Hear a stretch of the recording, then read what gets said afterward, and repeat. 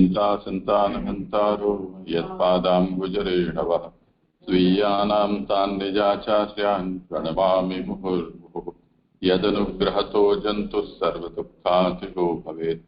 अहं सर्वदा वन्दे श्रीमद्वल्लभनन्दनम्।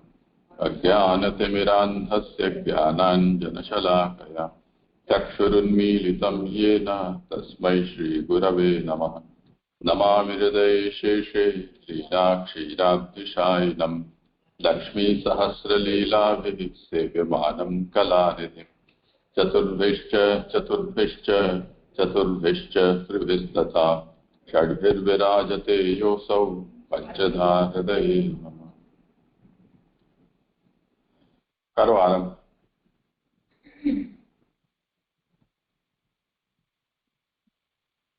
दंडवत प्रणाम जीजे। हाँ करो। हाँ, ये पेज नंबर 17 है, सेकंड पैराग्राफ। यहाँ यह जान लेना आवश्यक है कि अमुक मत में ब्रह्म को समवायी कारण तथा प्रकृति को निमित्त कारण माना गया है और अमुक के मत में इससे विपरीत अर्थात प्रकृति को समवायी कारण और ब्रह्म को निमित्त कारण बताया गया है। अमुक के मत में ब्रह्म केवल कर्ता ही कहा गया है। इन प्रत्येक पक्ष के परिहारार्थ ही मूल श्लोक में अन्वयात तथा इतरतः इन पदों का प्रयोग किया गया है। कल जो विषय चला उसका थोड़ा संदर्भ मिल जाता तो विषय जुड़ जाता। ठीक है जी। इसके पूर्व हमने अध्याय 1 के प्रथम श्लोक का विवेचन महाप्रभु जी के अनुसार देखा। इसमें जन्माद्यस यत् इस पद की व्याख्या हमने कल देखी।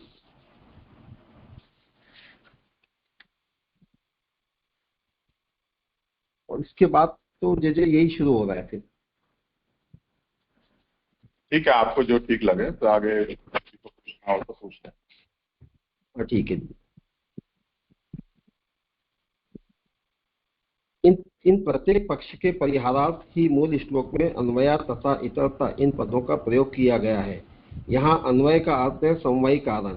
जैसे मृत्तिका में से घट आदि उसके कार्य रूप आकार बनते हैं, यहाँ इस कार्य रूप घट आकार की समवायी कारण मृत्तिका है। इतरता का अर्थ निमित्त कारण है। उपयुक्त उदाहरण में कार्य रूप घट का कुंभकार चाक तथा। अब थोड़ा थोड़ा विषय पढ़ते जाएं और समझाते जाएं। जैसे यहाँ अन्वयात इस शब्द का विवेचन यहाँ पूरा हुआ, तो उस बात को पहले आप अपने शब्दों में जो कहना हो तो कहें, उसके बाद धीरे धीरे आगे बढ़ें, नहीं तो बहुत लंबा पढ़ के और पीछे वापस दोबारा पढ़ के समझाना पड़ेगा। अन्वयात तक का पूरा कर लेता हूँ, थोड़ा सा 1-2 लाइन और है।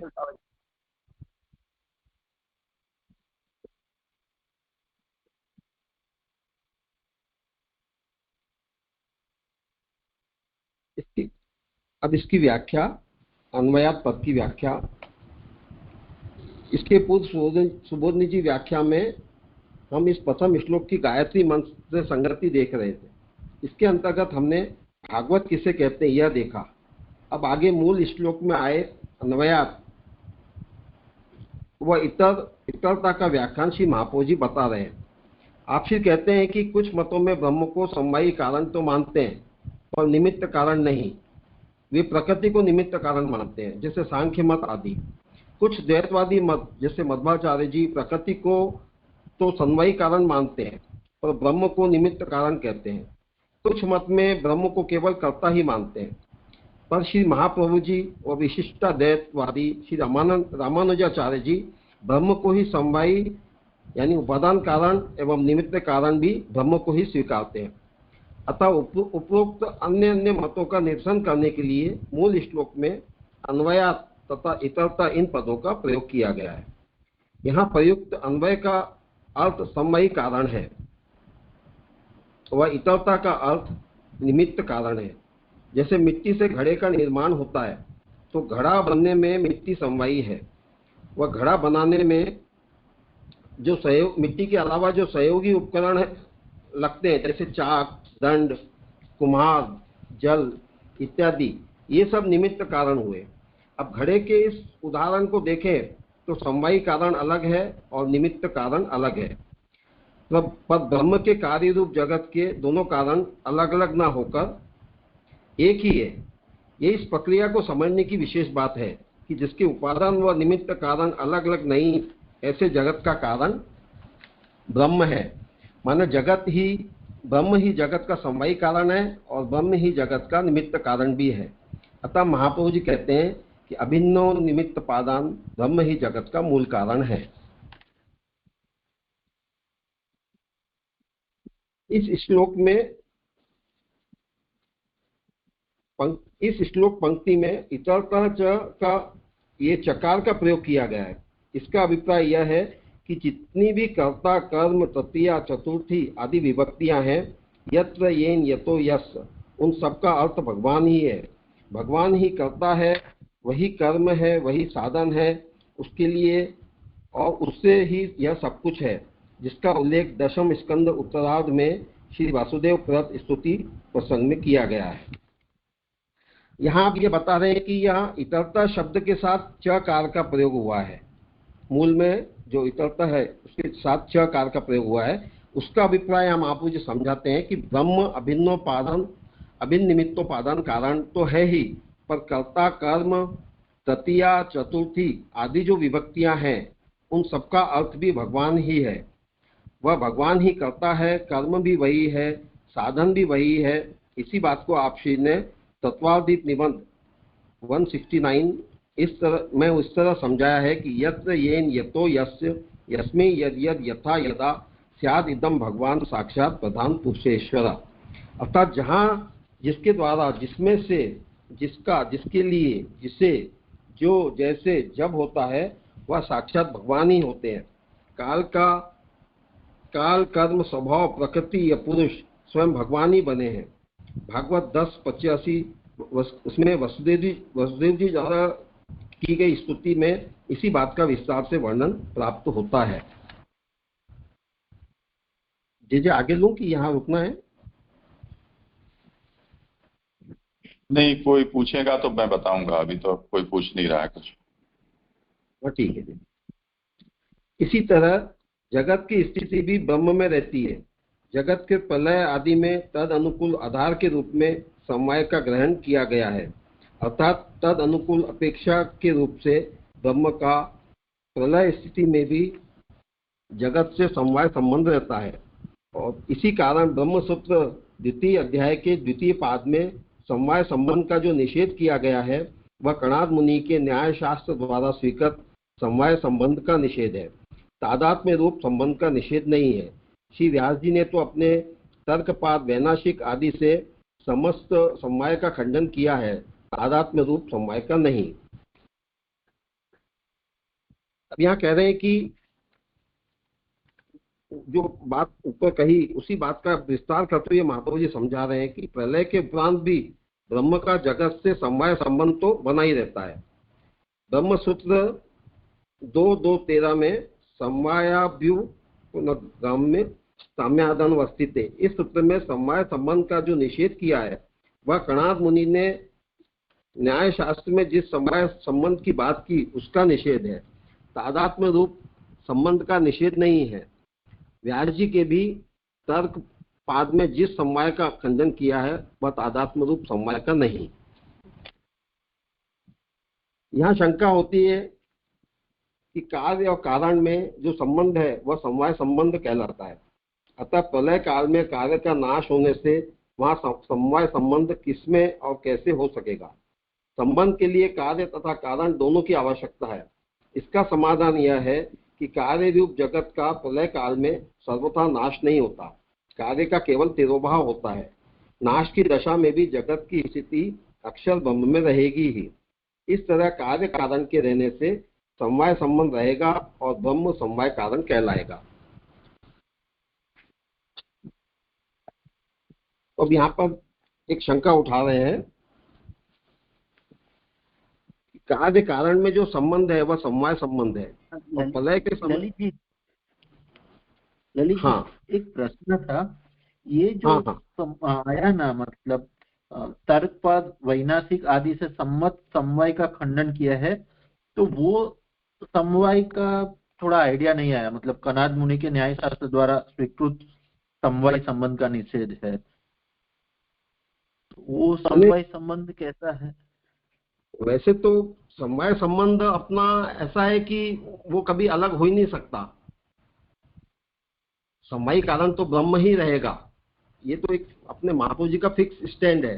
लेकिन इसका जो खंडन किया है अभी यहाँ, ये समवाय संबंध का खंडन कर रहे हैं, तो ये बात ब्रह्म सूत्र 2.2.13 में ये खंडन किया है व्यास जी ने। ये जो उसकी ब्रह्म सूत्र की मैंने जो सूत्र लिखा है यहाँ पर, इस सूत्र में समवाय संबंध का जो निषेध किया है, तो वो कणाद मुनि ने न्याय शास्त्र में जिस समवाय संबंध की बात की उसका निषेध है।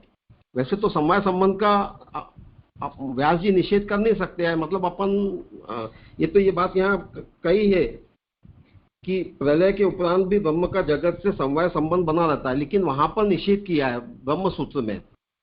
उस निषेध वो क्यों किया है उस बात को यहाँ समझा रहे हैं कि वो तादात्म्य रूप संबंध का निषेध नहीं है वहां पर। तर्कवाद में जिस समवाय का खंडन किया है वह तादात्म्य रूप समवाय का खंडन नहीं है, वो कोई वही मैं और। पूछ रहा हूँ, वो समवाय कैसा होगा? मतलब जिस समवाय का खंडन किया है वो। हाँ, वो यहाँ क्लियर नहीं हुआ है, वो कौन सा समवाय का खंडन किया है। वो इसके लिए मतलब अपन जैसे उसको ब्रह्म सूत्र के उस सूत्र पे का ये करेंगे तो उसमें क्लियर होगा। मुझे समझ में नहीं आया, मैंने कोशिश की सूत्र पे ध्यान देने की, लेकिन वो कौन से समवाय का खंडन किया है स्पष्ट नहीं। ये वल्लभ सृष्टि कौन है, कुछ कहना चाहते हैं आप? दंडवत कृपानाथ, कलकत्ता से जय किशन। हाँ, आप इस विषय में कुछ कह रहे हैं? हाँ, पूछना था ललित जी से। ये चालू प्रश्न है उसमें। हाँ जी,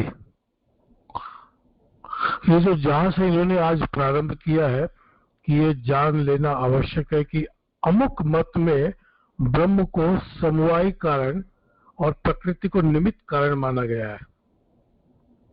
दूसरा अमुक मत में यानी दूसरे मत में ठीक इसके विपरीत प्रकृति को समवायी कारण और ब्रह्म को निमित्त कारण बनाया गया है, या ऐसा माना गया है।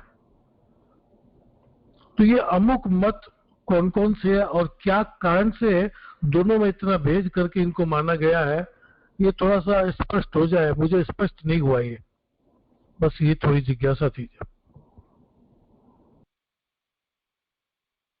ये प्रश्न बाद में ले लेते हैं, पहले अभी जो चालू प्रश्न है राजेश का उसको पहला समाप्त कर दो।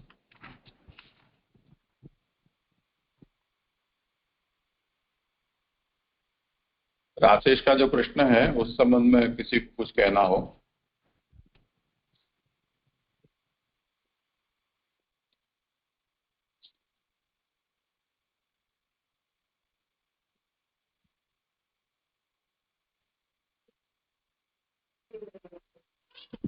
हाँ, जय जय, दंडवत प्रणाम।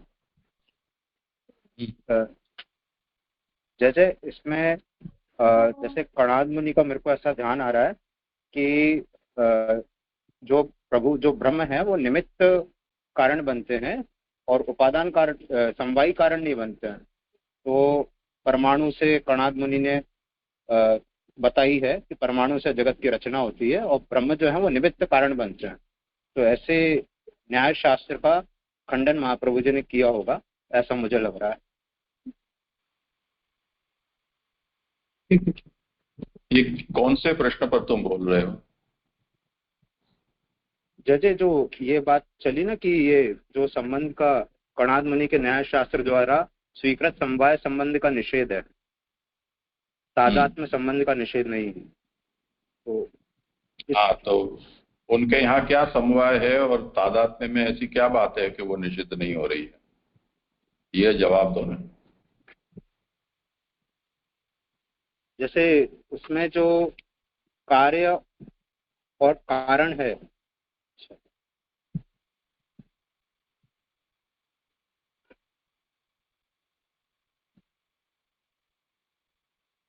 नहीं जज ये नहीं आ पा रहा है। हाँ कोई बात नहीं, म्यूट कर दो फोन। और किसी को कुछ कहना हो? चीजें यहाँ कुछ ऐसा समझ में आ रहा है कि तादात्म्य रूप जो समवाय है, अगर समवाय संबंध खत्म हो गया तो फिर कार्य कारण का कॉन्सेप्ट ही खत्म हो जाएगा। तो ये अपना जो समवाय है वो तादात्म्य रूप समवाय है और कणाद मुनि का इस तरह का नहीं है। या न्याय में जो समवाय संबंध की बात की वो तादात्म्य रूप नहीं है, इसमें तादात्म्य रूप नहीं होने से उसमें कार्य कारण का भाव ही खत्म हो जाता है। तो जब कार्य कारण ही नहीं रहेगा तो वो समवाय संबंध की बात ही नहीं आ पाएगी। और विशेष खुलासा तो आपका तो करें तो। हाँ देखते हैं। देखो मूल प्रश्न इसमें यह है कि ब्रह्म जगत का समवायी कारण है। समवायी कारण है वो केवल उत्पत्ति के विषय में वो स्थिति काल में है ऐसा नहीं है, परंतु प्रलय काल में भी ये जो जगत है वो ब्रह्म में ही रहता है, क्योंकि ब्रह्म उसका आधार है। इसके कारण प्रलय काल में भी जगत और ब्रह्म में तादात्म्य रूप समवाय ब्रह्मवाद के सिद्धांत में माना गया है। अब यहां पर सहज है कि जब ऐसा सिद्धांत बोलेंगे तो जो समवाय का निषेध ब्रह्म सूत्रकार कह रहे हैं कि समवायाभ्युपगमाच्च साम्याद अनवस्थिते है, ऐसा एक सूत्र है जिसमें व्यास जी ने इस समवाय का निषेध किया है। तो यहां पर लय काल में किस तरह से जगत का ब्रह्म के साथ समवाय संभव है, ये प्रश्न खड़ा रहेगा। तो समाधान क्या दे रहे हैं कि व्यास जी ने जो समवाय संबंध का निषेध किया है वो न्याय शास्त्र के द्वारा समवाय की जो परिभाषा दी गई है उसका निषेध है, तादात्म्य रूप संबंध का निषेध नहीं है। अब आगे उसकी विवेचना कर ही रहे हैं कि व्यास तो अपने तर्कपाद में वैनाशिक आदि से सम्मत समवाय का खंडन किया है, तादात्म्य रूप समवाय का नहीं। तब यहां यह शंका होती है कि कार्य और कारण में जो संबंध है वह समवाय संबंध कहलाता है, जैसे मिट्टी और मटका। तो मटका बनने पर भी कारण जो है वो मिट्टी मटके से पृथक नहीं है, अपृथक है। तो मटके में मिट्टी का समवाय है या मिट्टी में मटका का समवाय है, ऐसा हम कहेंगे।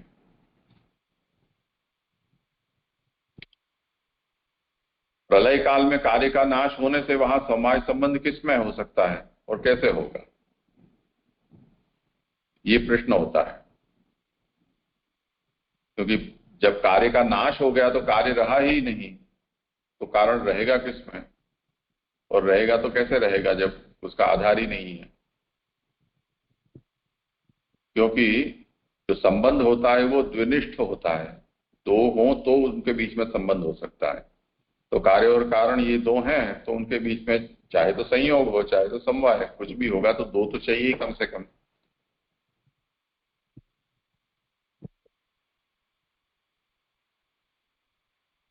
तो द्विनिष्ठ होने से संबंध बनेगा। अब एक नहीं रहा तो दूसरा किसके आधार पर टिकेगा, इसलिए समवाय संभव नहीं है, ऐसा नैयायिकों का आरोप है। जब कार्य का नाश हो जाए तब फिर कारण का उसके साथ समवाय नहीं माना जा सकता है, वो भी गिर पड़ेगा उसके साथ। तो उसका समाधान क्या है कि कार्य रूप जगत का प्रलय काल में सर्वथा नाश नहीं होता है, कार्य का केवल तिरोभाव होता है। अब वैनाशिक जो है नैयायिक, उनके यहां तो जो नाश है वो अत्यंताभाव है, तो उसकी किसी भी रूप में, किसी भी देश में, किसी भी काल में सत्ता का न रह जाना, उसे नाश कहा जाता है। अब ऐसा नाश तो ब्रह्मवाद में किसी वस्तु का होता ही नहीं है, यहां तो केवल तिरोभाव हुआ। तो तिरोभाव होने से तिरोहित रूप से ब्रह्म में जगत की स्थिति है, तो समवाय रहा कि नहीं रहा। तो उसे कहते हैं कि कार्य केवल तिरोभाव होता है कार्य का, नाश की दशा में भी जगत की स्थिति अक्षर ब्रह्म में रहेगी ही। इस तरह कार्य कारण के रहने से समवाय संबंध रहेगा और ब्रह्म जगत का समवायी कारण कहलाएगा।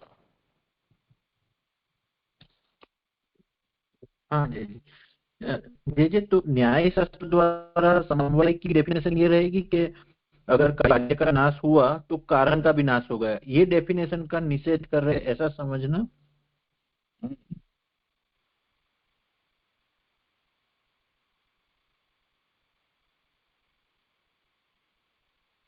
हाँ, अब इनका जय कृष्ण जी क्या पूछ रहे हैं, उनका प्रश्न याद रहा हो तो जवाब दो, और अन्यथा फिर से प्रश्न करें।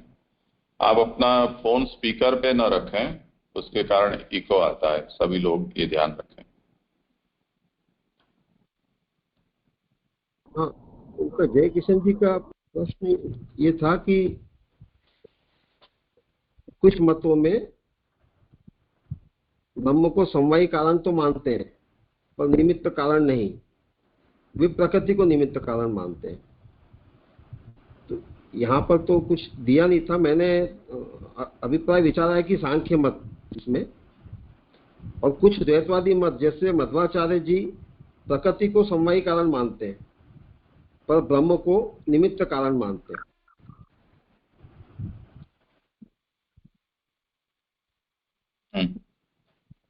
इनका प्रश्न क्या था, आप बोलें, क्या आपका समाधान हुआ कि नहीं?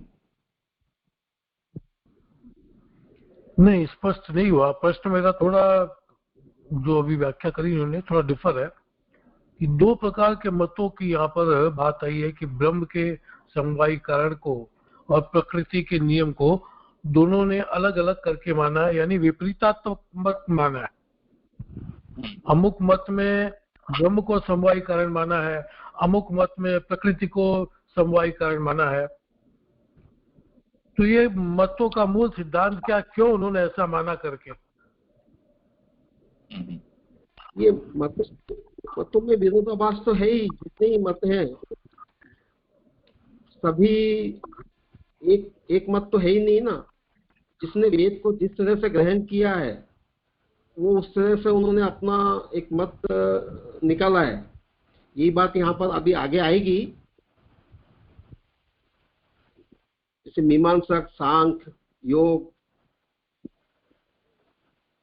न्यायिक, इन लोगों की क्या विचारधारा है वेद के बारे में, ये यहाँ पर आगे आएगा। तो ये तो विरोधाभास यहाँ पर रहेगा ही कि सब अपने अपने मत,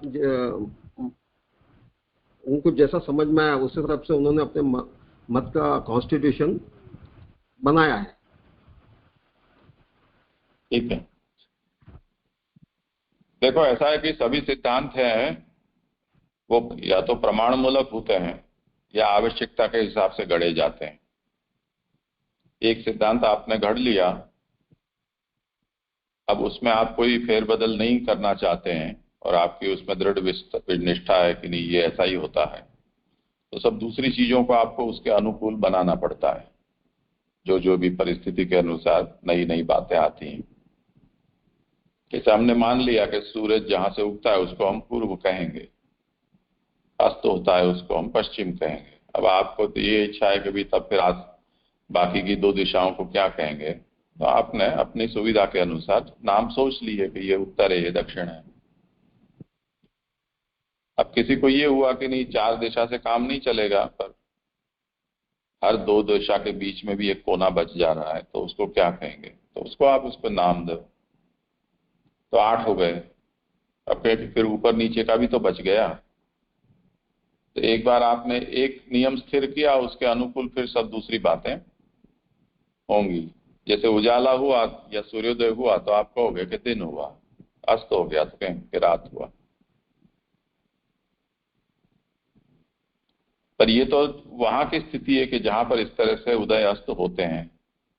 अब ध्रुव प्रदेश ऐसे होते हैं कि जहां 6 महीने के दिन रहता है, फिर भी अब रात हुई सो जाओ, ऐसा अगर हमें कहना हो, दिन हुआ तो जग जाओ, ये ध्रुव प्रदेश में आप कैसे बोल पाओगे?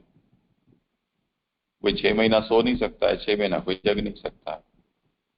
तब फिर हमको कोई भी कृत्रिम यंत्र का सहारा लेना पड़ेगा कि जो हमको ये बताएगा कि अब यहां से 12 बजे से शुरू हुआ और रात को 12 बजे तक पहुंचा है, ये एक चक्र हुआ।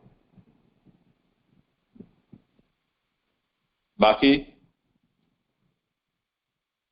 जैसे बाहर का काल चक्र है, उस तरह से हमारा बायोलॉजिकल भी एक क्लॉक होती है जो हमें ये संकेत देती है कि अब सो जाना चाहिए। विश्राम होने पर जो शक्ति का संचय हो जाता है, फिर कहती है कि नहीं अब हमें जग जाना चाहिए। तो मोटे तौर पर जगना और सोना ये हमारी जो बायोलॉजिकल क्लॉक है उस हिसाब से भी चलता है। अगर आप ऐसे बंद चेंबर में कई समय तक रह रहे हैं जहां बाहर का प्रकाश या अंधकार का प्रभाव नहीं पड़ रहा है, तब भी जगने सोने का चक्र तो आपके शरीर के हिसाब से चलेगा ही। थोड़े समय डिस्टर्ब रहेगा, फिर वापस सेट हो जाएगा।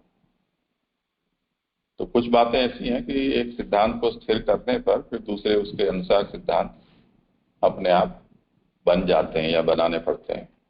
अब इन्होंने ये माना है, अभी यहाँ हमें ये हमारा चिंता का विषय ये नहीं है कि उन्होंने ऐसा क्यों माना है, ये यहाँ चिंतन का विषय नहीं है। मानना है ये एक हकीकत है। अब ये माना है तो उस संबंध में यहाँ अन्वय और व्यतिरेक का श्री भागवतकार का क्या मत है, इसे हमें समझना है। वो यहाँ समझाया गया है कि ब्रह्म है वो, उसका जगत से अन्वय भी है और अन्वित होते हुए वो बच भी जाता है, तो उसका व्यतिरेक भी है। पूरा का पूरा उसमें समाप्त नहीं हो जाता है। तो अन्वय व्यतिरेक ये दोनों ब्रह्म का है। और इससे ये बात यहाँ बताई गई कि ब्रह्म जगत का उपादान कारण भी है और निमित्त कारण भी है। ठीक है, अब आगे लीजिए। यहाँ यह शंका होती है आगे से।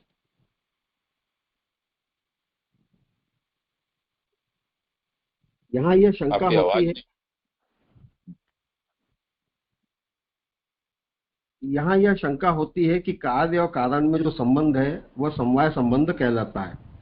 अतः प्रलय काल में कार्य का नाश होने से वहाँ समवाय संबंध किसमें और कैसे हो सकेगा?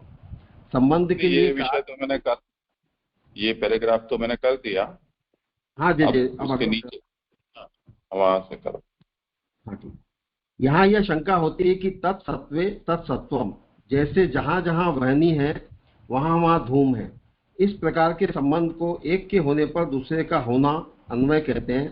तथा तद्भावे तद्भावा यत्र वहनी नास्ति तत्र धूमो नास्ति, इस प्रकार संबंध को उसके न होने पर उसका न होना व्यतिरेक कहा जाता है। तो फिर यहाँ अन्वय का अर्थ समवायी कारण तथा इतर का अर्थ निमित्त कारण कैसे हो सकता है? मतलब यहाँ आपसे समझा रहे हैं कि यहाँ मूल श्लोक में जो अन्वयात व इतरता का जो प्रयोग हुआ है उसमें अन्वय का अर्थ समवायी कारण और इतर का अर्थ निमित्त कारण कहा। तो पूर्व पक्ष ये कह रहे हैं कि यह असंगत प्रतीत हो रहा है, क्योंकि अन्वय का अभिप्राय तो हाँ ये मूल इसका समाधान यह है कि ब्रह्म जगत का कारण है, किंतु इसमें कोई प्रत्यक्ष प्रमाण नहीं है। यह तो एक वेद सिद्ध प्रमाण है और इसलिए यहाँ से प्रत्यक्ष सिद्ध अन्वय व्यतिरेक नहीं माने जा सकते। अन्वय व्यतिरेक स्वीकारने पर एक दोष भी है, वहाँ व्यतिरेक में ब्रह्म का अभाव भी मानना पड़ेगा, किंतु ब्रह्म का अभाव तो कहीं भी नहीं देखा गया, जबकि आकाश पुष्प जैसी बुद्धि कल्पित वस्तु की सत्ता भी ब्रह्म से अन्वित होने के कारण ही भाषित होती है। अर्थात आकाश पुष्प की बाह्य सत्ता न होते हुए भी बुद्धि में सत्ता अवश्य है। आकाश पुष्प के उच्चारण करते ही बुद्धि में अमुक पदार्थ उपस्थित होता है और उसकी सत्ता ब्रह्म से अनुस्यूत होने से ही है। इस संदर्भ में कहा गया है कि जो कुछ है जो कुछ नहीं है, यद अस्ति यद नास्ति, सब कुछ ब्रह्म रूप से, निमित्त रूप से, अधिष्ठान रूप से, प्रयोजक रूप से ब्रह्म ही जगत का कारण है, और इसी का निर्देश अन्वयाद इतरश्च पद द्वारा किया गया है।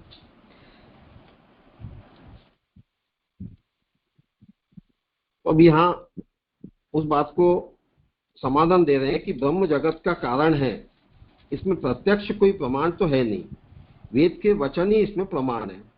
अतः प्रत्यक्ष सिद्ध अन्वय व्यतिरेक नहीं मान सकते। यदि माने तब उसमें यह दोष भी आएगा कि व्यतिरेक में ब्रह्म का अभाव मानना पड़ेगा, जबकि ब्रह्म तो सर्वत्र व्याप्त है।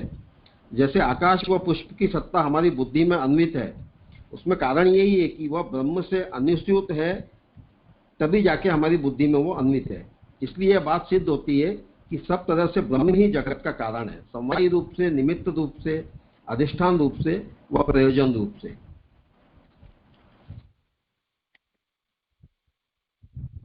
यहाँ कोई प्रश्न हो जैसे तो फिर आगे लो। हाँ, पूछ लेते हैं, किसी को कुछ कहना पूछना हो तो।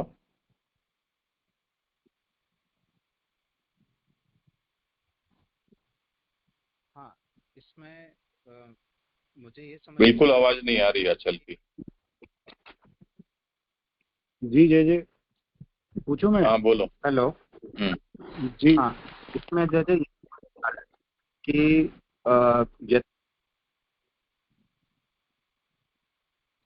तेजस ने फोन म्यूट कर दिया है। नहीं जय जय, वो बोल रहे थे इसलिए फिर मैंने म्यूट किया। हाँ बोलो। मैं पूछूं जय जय? हाँ, तो यहाँ पे जय जय ये जो बात आई, तो उससे फिर वो कंक्लूजन क्या निकला वो मालूम नहीं पड़ा कि भाई इतरत यानी कि जो व्यतिरेक है, तो उसमें ये जो क्वेश्चन हुआ था, शंका हुई थी तो भाई उसमें भी अनुस्यूत तो है ही ब्रह्म, तो फिर व्यतिरेक कारण है या नहीं है, वो समझ में नहीं आया मेरे। व्यतिरेक कारण नहीं होता है। व्यतिरेक का मतलब ये है कि जगत रूप में ब्रह्म बना है, उसके बाद भी ब्रह्म की सत्ता जगत से अतिरिक्त भी है, ये उसका व्यतिरेक है। अभाव व्यतिरेक होता है, ये इस आशय से यहाँ पर व्यतिरेक शब्द का प्रयोग भागवत में नहीं किया गया है।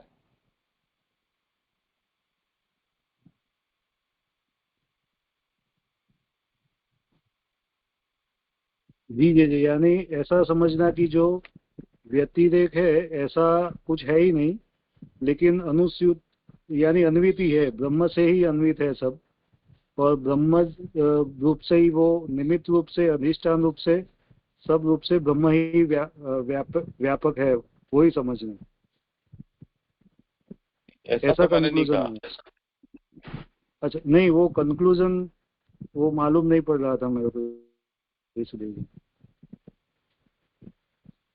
ब्रह्म का व्यतिरेक है ही, तो व्यतिरेक का मतलब अभाव नहीं होता है। अन्वित होने के बाद भी ब्रह्म बचता है, अच्छा उसे ही ब्रह्म का व्यतिरेक कहा गया है। जी जी जी, आया समझ। हाँ जय जय, मैं पूछूं? हाँ बोलो। जय जय, इसमें जैसे इतरता से सारी विभक्तियां बता दी और निमित्त कारण भी बताया, लेकिन व्यतिरेक इतर शब्द से कैसे आ रहा है ये समझ नहीं आ रहा। जैसे अन्वय का समझ में आ गया, समवायी कारण है, अन्वय है, और ये इतर से व्यतिरेक कैसे आ रहा है? इतर का मतलब क्या होता है? जैसे इतर से जैसे ऊपर तो सारी विभक्तियां बताई कि सारे इतर शब्द का कर्ता मतलब क्या होता है? इतर जैसे नहीं पता स्पष्ट। इतर का मतलब दूसरा। जी ये उससे इतर है। तो अच्छा अन्वय तो कहा ही, अन्वय से दूसरा जितना जो कुछ भी आपके दिमाग में आता हो वो भी सब ब्रह्म है। जी वही जी बात तो यत्र हीन यतो यस्य से भी कहा।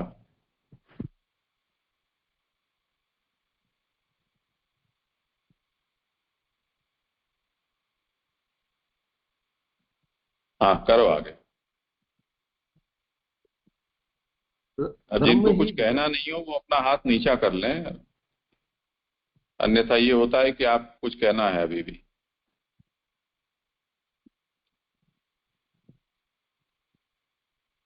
हाँ ब्रह्म करो ही आगे। ब्रह्म ही जगत का कारण है, इसलिए वह सर्वज्ञ कहा गया है। सर्वज्ञ हुए बिना वह जगत का कारण नहीं बन सकता।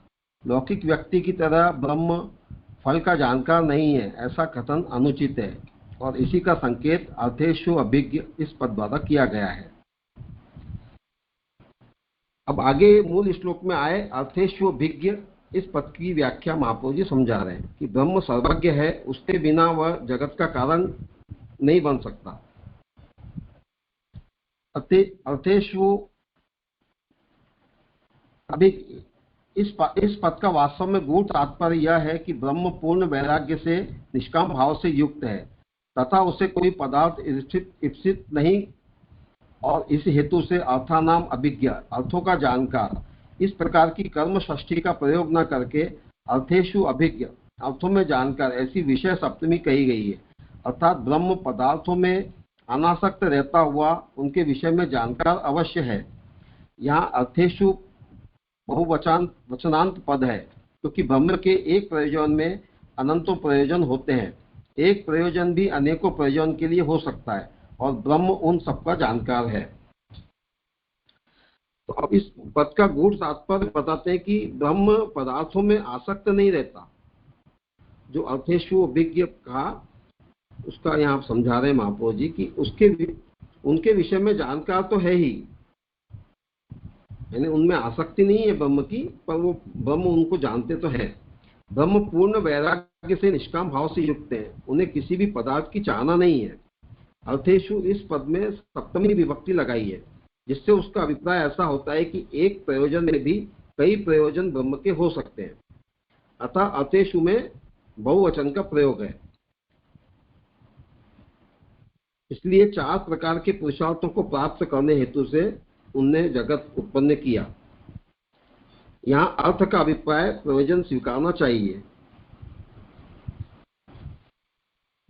ब्रह्म प्रयोजन अथवा फल का जानकार हो तो अभी उसमें आसक्त नहीं है, अर्थात इस निमित्त से उसे न हर्ष है न विषाद है। इसी का सूचन करने के लिए प्रयोजनवाची अर्थेषु में ज्ञान शक्तिवाचक अभिज्ञ में है। इन दोनों पदों में अर्थाभिज्ञ इस तरह समास नहीं किया। अर्थाभिज्ञ ऐसा समस्त पद न देकर प्रयोजन निर्देशक अर्थेषु तथा ज्ञान शक्ति निर्देशक अभिज्ञ इन दोनों पदों का पृथक पृथक प्रयोग किया गया है। यहाँ अर्थ शब्द प्रयोजनवाची है।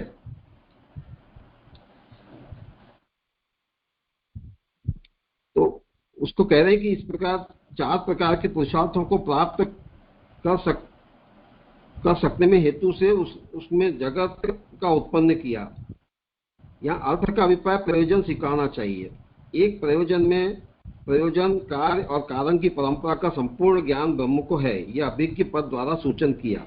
अतः अर्थेषु से प्रयोजन अर्थ है, अभिज्ञ से ब्रह्म के ज्ञान का सूचन किया। अतः इनमें समास नहीं किया गया। यदि समास करते तो उसका अर्थ है इस तरह से नहीं निकल पाता। तो प्रयोजन भी यहाँ पर बताना है ब्रह्म का, और ब्रह्म के ज्ञान का भी सूचन करना है। इसलिए सप्तमी का जो प्रयोग है उससे यह अर्थ यहाँ पर निकाला जा रहा है। अथवा अर्थेषु में विजय सप्तमी से अर्थ न लगाकर निमित्तार्थक सप्तमी से अर्थ किया जाए वो तात्पर्य यह होगा पुरुषार्थ सिद्धि के लिए इस जगत को उत्पन्न किया, तथा अर्थेषु का यह तात्पर्य होगा एक ही प्रयोजन कार्य कारण परंपरा और प्रयोजन परंपरा का भी उसे अभिज्ञ मान ज्ञान है। ब्रह्म ने धर्म अर्थ काम तथा मोक्ष इन चारों पुरुषार्थों की सिद्धि के लिए इस जगत का निर्माण किया है। सभी जीवों की सर्वविध पुरुषार्थ सिद्धि के लिए मैं इस जगत का निर्माण कर रहा हूँ, यह वह ब्रह्म जानता है। यहाँ पे ये बताए कि अर्थाभिज्ञ अगर करते तो वो उसका सप्तमी, ये विषय सप्तमी न लगाकर निमित्तार्थक सप्तमी से यदि अर्थ करते तो तात्पर्य यह होता कि ब्रह्म ने पुरुषार्थ सिद्धि के लिए जगत को उत्पन्न किया।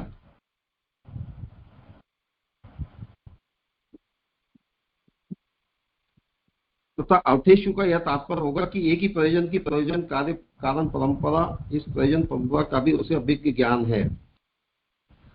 तो यहाँ थोड़ा सा समास का ये आ रहा है जे तो वो क्लियर नहीं हो पा रहा मुझे भी। हाँ कोई बात नहीं, क्या बोलिए ना, क्या विषय? ये दोनों तरह से जो अर्थेषु और अभिज्ञ, इन दोनों का जो यहाँ पर समझाया है, ये विषय सप्तमी और कर्म षष्ठी, ये थोड़ा सा उसमें कंफ्यूजन हो रहा है कि क्या है ये। देखें, किसी को पूछें, कोई कहना चाहे तो। ललित जी के प्रश्न पर किसी को कुछ कहना हो तो।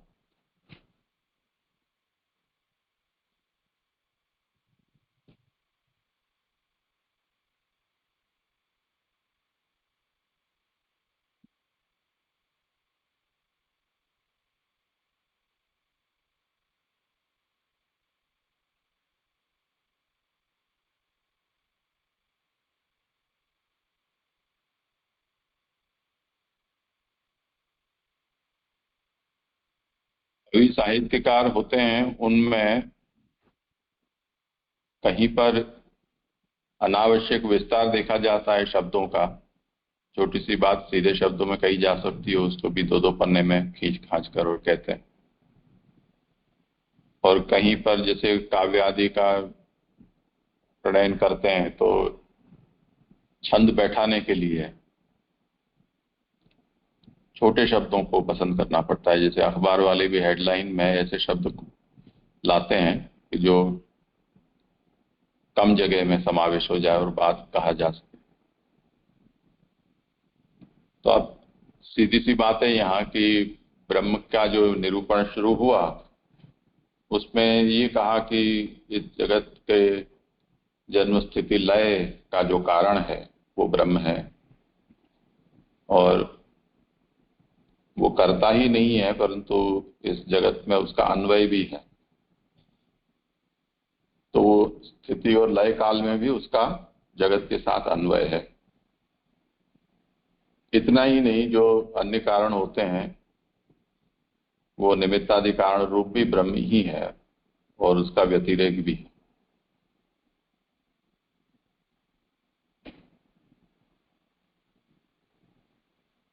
अब जैसे व्यवहार में ये देखा जाता है कि मकान बनता है, मजदूर मिस्त्री नक्शे के हिसाब से काम कर देते हैं। उनका ये सोचना उनका विषय नहीं है कि इसका ये ऐसा क्यों बनाया जा रहा है, इतना बड़ा क्यों, इतना छोटा क्यों, इतना लंबा क्यों, या ऐसी आकृति क्यों, इसका क्या उपयोग होगा, ऐसा करते तो ज्यादा अच्छा होता। ये सब सोचना उनका काम नहीं है। वो तो जो कहा सो कर दिया, नक्शे में जो रेखाएं खींची हैं उस हिसाब से वो बना देगा। तो अभी तक का जो निरूपण हुआ ब्रह्म के विषय में वो तो ऐसा ही हुआ कि जिसमें जो हो रहा है उससे कोई लेना देना नहीं है। एक जो कॉन्ट्रैक्ट मिला है वो खत्म किया कर करा के। अगर ऐसा है ब्रह्म तो निरीह हुआ बिल्कुल, पर ब्रह्म ऐसा नहीं। कैसा है? अर्थेषु अभिज्ञ। अब अर्थेषु अभिज्ञ ऐसा विचित्र प्रयोग कौन करता है? सीधा ही जब हमें अर्थाभिज्ञ ऐसा शब्द मिल रहा हो तो अर्थेषु अभिज्ञ इतना जटिल प्रयोग करने की आवश्यकता क्या है? अब कहें कि भी दोनों का मतलब तो एक ही होता है, अर्थाभिज्ञ का भी वही होगा और अर्थेषु अभिज्ञ का भी वही अर्थ होगा। अर्थाभिज्ञ का मतलब अर्थ को जानने वाला, अर्थ का मतलब होता है प्रयोजन, यानी प्रयोजन को जानने वाला। ये क्यों बनाया है, किसके लिए बनाया है, ये सब जो जानता है, ऐसा उसे अर्थाभिज्ञ कहते हैं। तो इन पदों का अर्थ और अभिज्ञ दोनों का समास कर देते तो अर्थाभिज्ञ हो जाता। और उसको अगर हम समास को समझेंगे तो क्या होगा? अर्थों को जानने वाला। तो षष्ठी हो गया ना ये, तो अर्थों को जानने वाला। तो ऐसा नहीं किया है प्रयोग अर्थेषु सप्तमी दिया है, अभिज्ञ। अब सप्तमी विभक्ति तो मैं पर होता है, तो अर्थों में ऐसा हुआ। अब मैं से तो इसका जानने वाला, अर्थों में जानने वाला, ये तो बैठेगा नहीं। तो ये कौन सी सप्तमी होगी? तो कई प्रकार की सप्तमी होती है, उसमें से वैषयिकी या नैमित्तिकी कहो, यानी अर्थों के विषय में जानने वाला। तब तो फिर वही बात हो गई अर्थाभिज्ञ वाली। और नैमित्तिक सप्तमी करेंगे तो अर्थों के निमित्त में, अर्थ या मतलब प्रयोजन। प्रयोजन चार होते हैं, धर्मार्थ काम मोक्ष। तो जिनको पैदा किया है उनको किन प्रयोजनों को पूरा करने के लिए पैदा किया है, उनको क्या प्राप्त कराना है,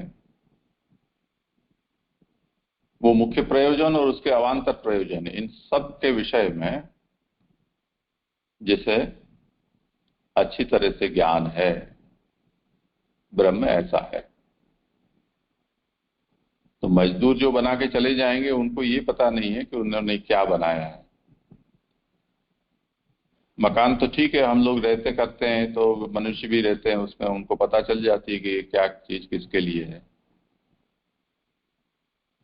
तो जैसे हम हमारे पुट्टीबारगी जैसे घरों में बनते हैं, उसमें अगर कोई बाहर का मजदूर आ जाए तो वो ये समझ ही नहीं सकता है कि ये किस तरह का मकान है, कहाँ कौन इसका उपयोग कैसे करेगा। तो नहाने का और शौचालय दो अलग बनाने की क्या जरूरत है? दो अलग अलग प्लम्बिंग और दो अलग अलग दरवाजे, इतनी टाइल, इतने एग्जॉस्ट फैन, ये वो लाइट, लाख 1.5 लाख का खर्चा यूं ही खड़ा हो जाता है एक अलग करने में। तो उसे ये समझ में नहीं आता है पानी की 3-3 4-4 टंकियां बनाने की क्या जरूरत है, वो इसको नहीं समझ सकता है। रसोई घर को इतना अंदर कौन रखता है? रसोई तो ड्राइंग रूम में होती है, जिससे कि गृहिणियां, आदमी लोग बाहर जाएं तो भी घर का ध्यान रख सकें और बाहर का व्यवहार संभाल सकें।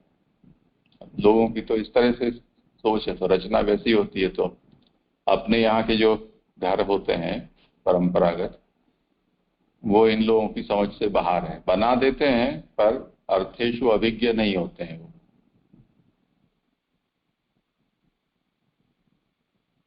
तो ब्रह्म ऐसा नहीं है कि उसने जो बनाया है उसके विषय में वो बेखबर हो, उसको कोने कोने की सब खबर है। ये बात अर्थेषु अभिज्ञ उससे कहा है। ये अर्थ है वो सप्तमी विभक्ति से निकल रही है, यो यहाँ कहा है।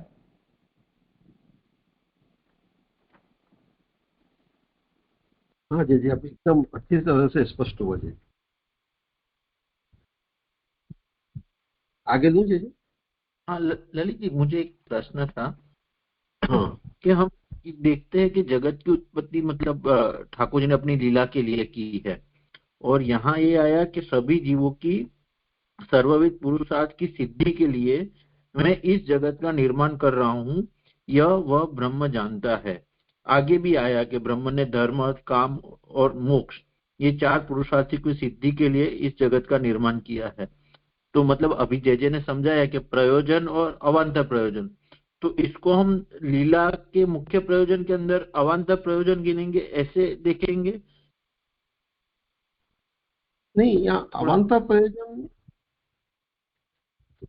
की तो बात नहीं आई है, हम और उसका ज्ञान,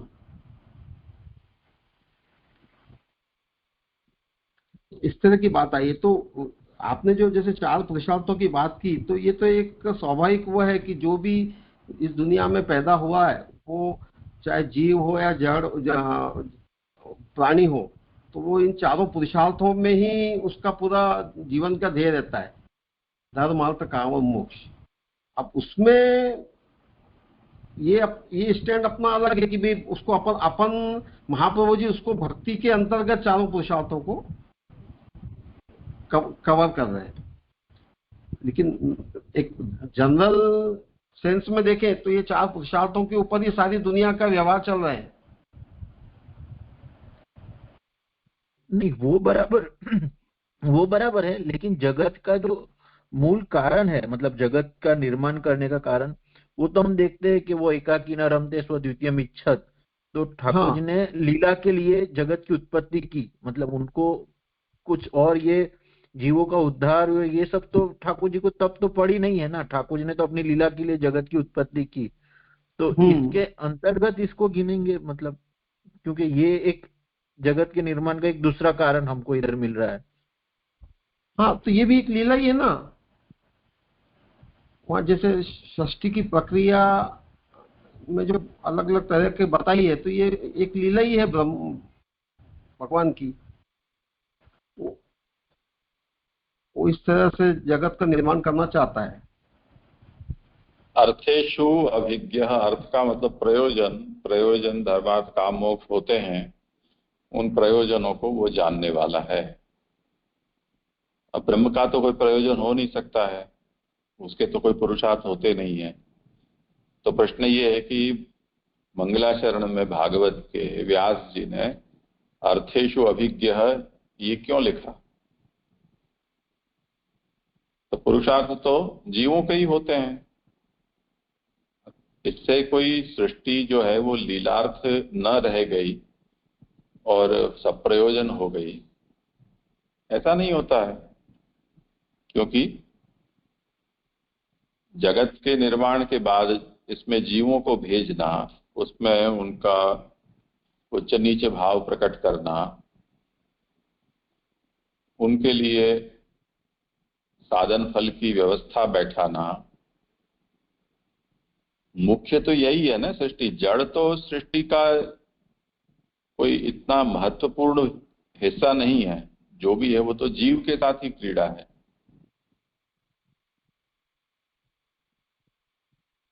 तो जगत सृष्टि में जीव आएंगे और वो फिर कुछ भटकेंगे, कुछ मार्ग पे आएंगे, कुछ मार्ग पे आके वापस फिसल जाएंगे, कुछ कभी भी नहीं मार्ग पर चढ़ेंगे।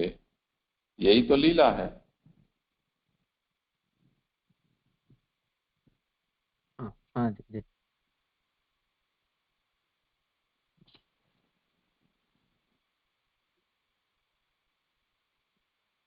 और किसी को कुछ कहना पूछना है?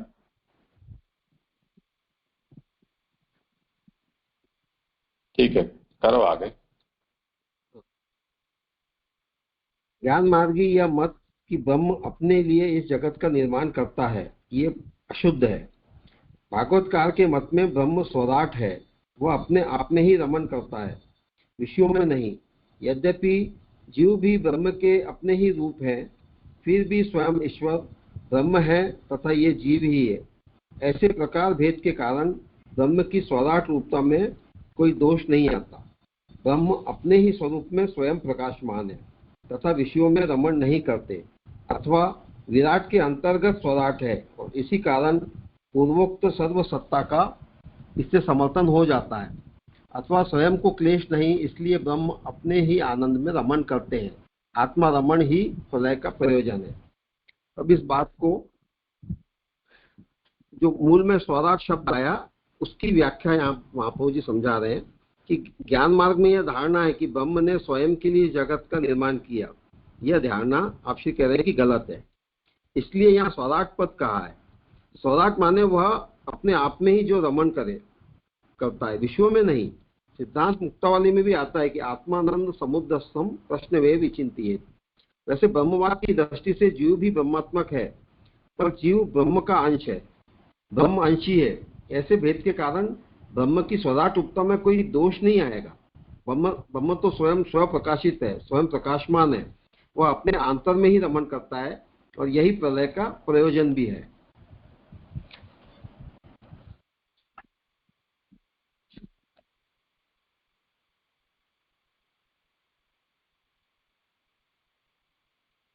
ललित जी, ये सेंटेंस मेरे को थोड़ा समझ में नहीं आया। जो हाँ। ये दोनों में क्या डिफरेंस रहा कि ज्ञान मार्गीय यह मत है कि ब्रह्म अपने लिए ही इस जगत का निर्माण करता है, और हम ये कहते हैं कि अपने आप में ही रमण करता है। तो दोनों एक ही चीज हुई, ऐसा नहीं लग रहा? अपने लिए इस जगत का निर्माण, और दूसरा उसके काउंटर में है अपने में ही, अपने आप में ही रमण, विषयों में नहीं। ये तो ये दोनों में काउंटर, जहाँ अपने आप में रमण आएगा तो फिर जगत की आवश्यकता नहीं ना। वही बात यहाँ समझा रहे हैं कि फिर जगत को प्रकट करने की आवश्यकता ही क्या थी। यदि ब्रह्म अपने आप में ही रमण करता, जगत तो लीलार्थ ही है जो प्रकट हुआ है जगत।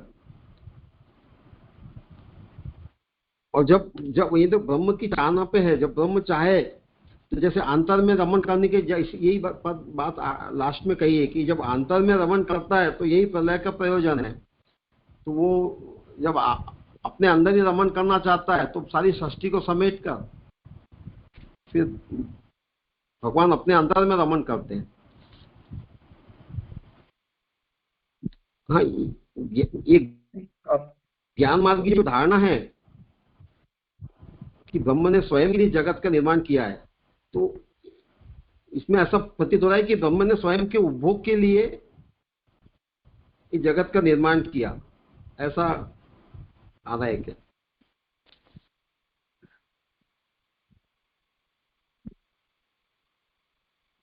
ये क्लियर नहीं हुआ। जी।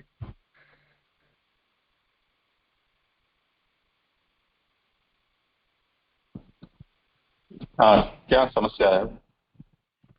हाँ जी, मतलब जो पहले सेंटेंस में आया ना कि ब्रह्म अपने लिए इस जगत का निर्माण करता है, और दूसरा हम ऐसा कह रहे हैं कि वह अपने आप में ही रमण करता है। तो अपने लिए इस जगत का निर्माण करता है, उसमें हमको क्या इश्यू हो सकता है? ब्रह्म अपने लिए ही इस जगत का निर्माण कर रहा है ना। जगत बाहर होता है, अंदर थोड़ी होता है। बाह्य सृष्टि की क्या आवश्यकता है जब वो अंतर रमणशील है, आत्माराम है। ये समस्या है। अच्छा, तो हम ये जो जगत की उत्पत्ति गिन रहे हैं वो भी आत्मरमण के अंदर ही गिन रहे हैं कि ब्रह्म ने अपने अंदर ही जगत प्रकट किया, और ज्ञान मार्ग में ऐसा है कि वो बाहर जगत प्रकट। ऐसा नहीं है ना, तो ऊपर आ ही गया। अर्थेष्वभिज्ञ स्वराट में यही तो कहा है। उसे इस बात का ज्ञान है कि मैं सभी जीवों की सर्वविध पुरुषार्थ सिद्ध हूं, उसके लिए ये जगत निर्माण कर रहा हूं। तो ब्रह्म तो इस विषय में निर्भ्रांत है। इसलिए जगत सृष्टि परार्थ है, यूं कहना चाह रहे हैं। स्वार्थ क्यों नहीं है? क्योंकि उसको जरूरत ही नहीं है, वो तो आत्माराम है, आप्त काम है, इसलिए उसको स्वराट कहा है। जो लोग ये कहते हैं कि ब्रह्म ने ये जगत सृष्टि अपने लिए की है, वो ठीक नहीं है। अच्छा, तो ऊपर वाले रेफरेंस के साथ देखना है। हाँ हाँ जी, क्लियर हो। यानी कि राजेश भी ऐसा हुआ ना कि जो ज्ञान मार्ग की है अपने लिए जगत का निर्माण करता है, वो अशुद्ध है। यानी ज्ञान मार्गीय वो नहीं मानते, वो मानते कि वो मत अशुद्ध है, लेकिन अपने हिसाब से वो ही सही है। ऐसी बात हुई ना।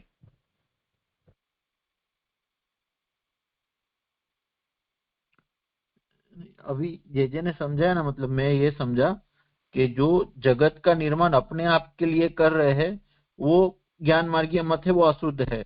क्योंकि जैसे जे ने किया ना कि ब्रह्म को मालूम है कि वो सब जीवों और सबकी पुरुषार्थ की सिद्धि के लिए जगत का निर्माण कर रहे हैं, तो अपने लिए नहीं कर रहे, क्योंकि वो ब्रह्म खुद तो आत्मरमणशील है, लेकिन जो जीव है उनके पुरुषार्थ की सिद्धि के लिए जगत का निर्माण कर रहे हैं, ये अपना मत है। और जो ज्ञान मार्गी है कि अपने लिए जगत का निर्माण कर रहा है, तो अशुद्ध है।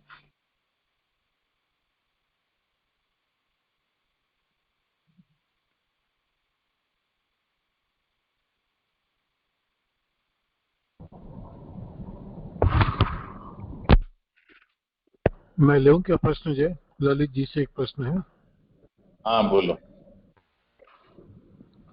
ललित जी, जो आपने भी बताया कि भाई ब्रह्म आत्मरमण, सृष्टि की रचना आत्मरमण के लिए किया या आत्मरमण करते हैं और वही प्रलय का कारण है, तो ये स्पष्ट मुझे क्लियर नहीं हुआ कि आत्मरमण करने से प्रलय का कारण कैसे बनता है। ये थोड़ा सा एक बार और खुलासा करें। यानी जब ब्रह्म बाह्य रमण करना चाहते हैं तब षष्ठी को उत्पन्न करते हैं, और जब ये साइकिल है, उत्पत्ति स्थिति लय, ये वाली जो साइकिल है ये तो कंटिन्यूअस चलती रहती है। उसी साइकिल का ये अंग है कि जब बाह्य रमण प्रभु करना चाहते हैं तो वो षष्ठी को प्रकट करते हैं, और जब आंतर रमण करना चाहते हैं प्रभु तब फिर उस सारी षष्ठी को अपने में समेट कर आंतर रमण करते हैं। यही बात यहाँ सौराठ से समझाई जा रही कि वो तो स्वयं प्रकाशित है, उनको आवश्यकता नहीं है, लेकिन इसके पहले के श्लोक में जो बताया अर्थेषु अभिज्ञ, तो वहाँ जो बाह्य षष्ठी आपने प्रकट की है उनके पुरुषार्थ पूर्ण करने के लिए वो जो प्रयत्न करते हैं, उसलिए वो अर्थेषु अभिज्ञ वो पद बताया। तो इसका तात्पर्य मतलब इसको ऐसे समझे क्या कि बाह्य रमण मतलब जो सृष्टि की रचना करी है तो ये बाह्य रमण हुआ, और जब प्रलय कराना हो या प्रलय की इच्छा हो या अपनी सृष्टि अपनी माया को समेटना हो तब प्रभु अंतर रमण करते हैं, तो सब कुछ पुनः जो प्रभु से बाहर निकला है वो पुनः प्रभु में वापस स्थित हो जाता है, ऐसा समझना चाहिए। हाँ, मुझे तो यही अभिप्राय समझ में आ रहा है। इसमें कुछ फर्क हो तो जे समझाएंगे।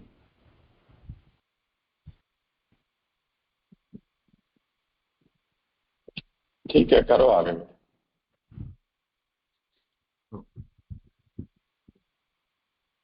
अब यहाँ तक उपयुक्त श्लोक के प्रथम पद द्वारा यह सिद्ध किया गया कि इस रूपात्मक जगत का कारण ब्रह्म ही है।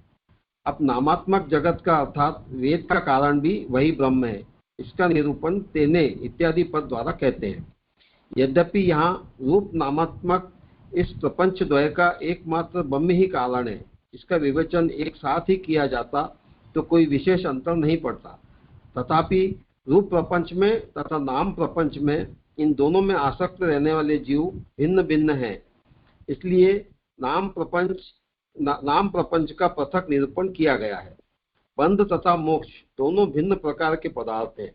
यह निरूपण करने के लिए वेद का तेने ब्रह्म हृदा पद से तथा जगत का जन्माद्यस्य पद से अलग अलग निर्देश किया है। यद्यपि वेद में त्रिविध उत्पत्ति का ही निर्देश है, तथापि प्रलय के समय प्रपंच सूक्ष्म संकुचित रूप से रहता है। इस प्रकार वर्णों का अनेक भाषाओं में के रूप में विस्तार है, उसी श्रुति का भी वेद की शाखाओं के भेद से विस्तार है। अभी महापुरुष जी यहाँ पे जो इसका जो दूसरा चरण है वहां की जो शुरुआत है तेने, उसकी व्याख्या करने प्रारंभ कर रहे हैं कि पहली पंक्ति में रूपात्मक जगत का कारण ब्रह्म है, यह सुनिश्चित किया। मतलब जो जन्माद्यस्य वो जो पंक्ति है उसमें रूपात्मक जगत का कारण ब्रह्म, ये सूचन किया। और अब इस यहाँ से नामात्मक जगत का अर्थात वेद का कारण भी ब्रह्म है, यह समझा रहे हैं। तो ये बात को तेने पद के द्वारा आपसे समझा रहे हैं। वैसे तो रूप एवं नाम दोनों में कारण ब्रह्म ही है, यह विवेचन एक साथ भी कर सकते थे, पर रूप प्रपंच व नाम प्रपंच में आसक्त जीव अलग अलग होने से उनका पृथक निरूपण कर रहे हैं। बंध तथा मोक्ष दोनों भिन्न है, यह बताने के लिए तेने ब्रह्म हदा पद से व जगत का जन्माद्यस्य पद से निर्देश किया गया है। यद्यपि वेद में 3 प्रकार की उत्पत्ति, जनन, समागम व प्रागट्य कहा है, पर प्रलय के समय यह सूक्ष्म रूप से रहता है। जैसे कि बाह्य जगत में भिन्न भिन्न वर्णों का अनेक भाषाओं के रूप में विस्तार है, ऐसे रूपात्मक नामात्मक श्रुतियों का वेद की शाखाओं के भेद से विस्तार है। यहाँ प्रश्न है किसी का?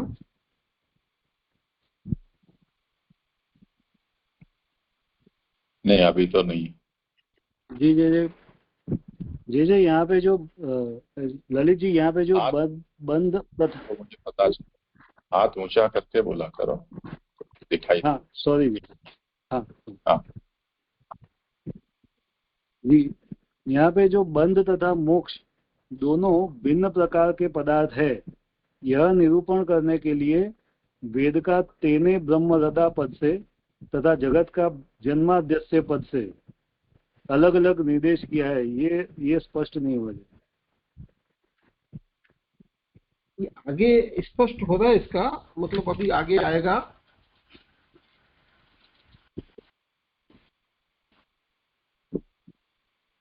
उसमें आगे बता रहे हैं कि जीवों को प्रपंच से बंधन तथा वेद ज्ञान से मोक्ष मिलता है। भगवान रूप प्रपंच तथा नाम प्रपंच इन दोनों से ही क्रिया करते हैं, यही भगवान का महात्म्य है।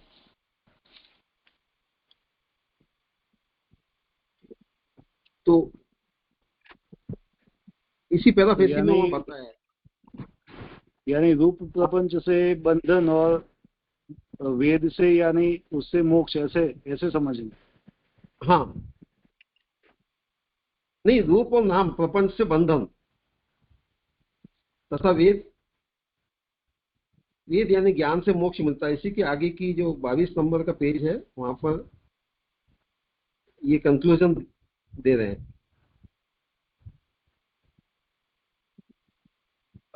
ललित जी, इसमें ये समझने आया कि यद्यपि वेद में त्रिविध उत्पत्ति का ही निर्देश है, तो त्रिविध उत्पत्ति कौन सी है?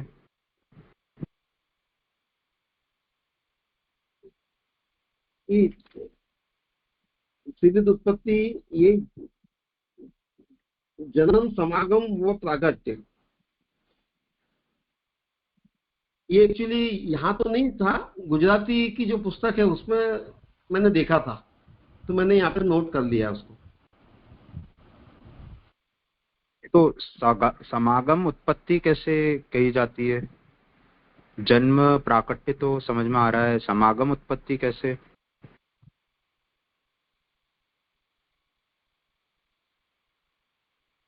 तो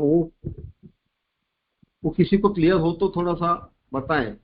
यहाँ एक्चुअली ये हिंदी पुस्तक में नहीं था वो मैसेज। जी जी, वहाँ गुजराती की पुस्तक अनित्य में जननम नित्य परिच्छिन्न समागम नित्या परिच्छिन्न तनौ प्राकट्यम चेतिसा त्रिधा, ऐसी कारिका है। जो अनित्य पदार्थ हैं, जड़ पदार्थ हैं, उनका जन्म कहा जाता है, और नित्य परिच्छिन्न जैसे जीवात्मा होते हैं उनका समागम कहा जाता है, यानी आना जाना। और जो नित्य भी हैं और अपरिच्छिन्न हैं, ऐसे अंतर्यामी या अवतार रूपादि हैं, उनका केवल प्राकट्य होता है। तो ये उत्पत्ति शब्द से जो कहा जाता है वो 3 प्रकार से उसको समझ सकते हैं। जी जय आया समझ। हाँ जी, बहुत अच्छे से क्लियर हुआ। करो आगे। यहाँ ब्रह्म पद का अर्थ वेद है। वेद का ब्रह्म शब्द से जो उल्लेख किया गया वह यह निर्देश करने के लिए कि वेद भी ब्रह्म की तरह अविकृत है। ऐसे अविकृत वेद का आदि कवि ब्रह्मा के लिए संकल्प मात्र से विस्तार किया, अर्थात ब्रह्मा को भगवान ने वेद का ज्ञान हृदय पूर्वक मन पूर्वक दिया। यहाँ हृदय पूर्वक इस कथन से यह निर्देश किया गया है कि इस ज्ञान के अनुदान में प्रभु का अपना स्वार्थ भी निहित है। यहाँ हृदय का अर्थ पुराण भी होता है, पुराणम हृदयम स्मृतम। तद अनुसार इसका यह अर्थ भी होता है कि भगवान ने पुराण सहित हृदय वेद का ज्ञान आदि कवि ब्रह्मा को दिया। भगवान ने ब्रह्मा को वेद का बोध कराया। इसका प्रमाण श्रुति में मिलता है, तथा यो ब्राह्मणम विद्याति पूर्वम यो वे वेदास प्रहीणोति। अर्थात भगवान ने ब्रह्मा को प्रकट किया तथा उनको वेदों का ज्ञान कराया। जितने भी गूढ़ अभिप्राय होते हैं वे हृदय में ही निगूढ़ रूप से रहते हैं। यहाँ हृदय का एक अर्थ यह भी है कि भगवान ने अपने अंतरंग अभिप्राय का ब्रह्मा को बोध किया, और भगवान का अंतरंग अभिप्राय वेद में ही है, लोक में नहीं। अभी जो मूल पंक्ति में तेने हृदय, ये जो ब्रह्म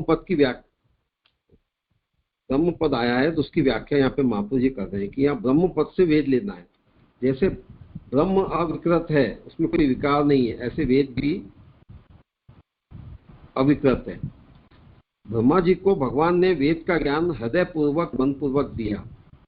हृदय से अभिप्राय महाप्रभु जी ये बता रहे हैं कि भगवान का तात्पर्य वेद में ही है, लोक में नहीं। इस ज्ञान को देने में प्रभु का अपना स्वार्थ भी निहित है। यहाँ ये स्वार्थ से मुझे ये बात समझ में ऐसा लग रहा है कि अगर ये ज्ञान देंगे तो उससे आप प्रभु का महात्मा बढ़ेगा, और इस ज्ञान को देने में प्रभु का अपना स्वार्थ भी निहित है। यहाँ हृदय का अर्थ पुराण भी ग्रहित होता है, पुराणम हृदयम स्मृतम। अर्थात भगवान ने पुराण सहित वेद का ज्ञान आदि कवि ब्रह्मा को दिया। इसको श्रुति भी प्रमाणित करती है, यो ब्राह्मणम विद्याति पूर्वम यो वे वेदास प्रहीणोति तस्मे तम ह वेदम देवम आत्मबुद्धि प्रकाशम मुमुक्षुर्वे शरणम अहम प्रपद्ये। यानी भगवान ने ब्रह्मा को प्रकट किया और वेदों का ज्ञान कराया। हृदय का एक और आशय महाप्रभु जी यहाँ पर बता रहे हैं कि गूढ़ अभिप्राय हृदय में ही निगूढ़ रूप से रहते हैं। अतः भगवान ने अपने अंतरंग अभिप्राय का ब्रह्मा जी को बोध कराया, और भगवान का अंतरंग अभिप्राय तो वेद में ही है, लोक में नहीं। अब तेने ब्रह्म हृदय, अब तेने ब्रह्म हृदय, यह इस श्लोक में यह पद से गायत्री के धियो यो न प्रचोदयात्, इस तृतीय पाद के यह पद का ग्रहण किया गया है। तद अनुसार इस श्लोक पंक्ति का वही अर्थ होगा जो गायत्री के तृतीय पाद का अर्थ है। अर्थात गायत्री के सर्व प्रेरकत्व का अर्थ ही उपयुक्त श्लोक पंक्ति में संग्रहित है। अर्थात जिससे जन्मादि होते हैं, जिसने ब्रह्मा को वेद का बोध कराया, वही ब्रह्म सबका प्रेरक है।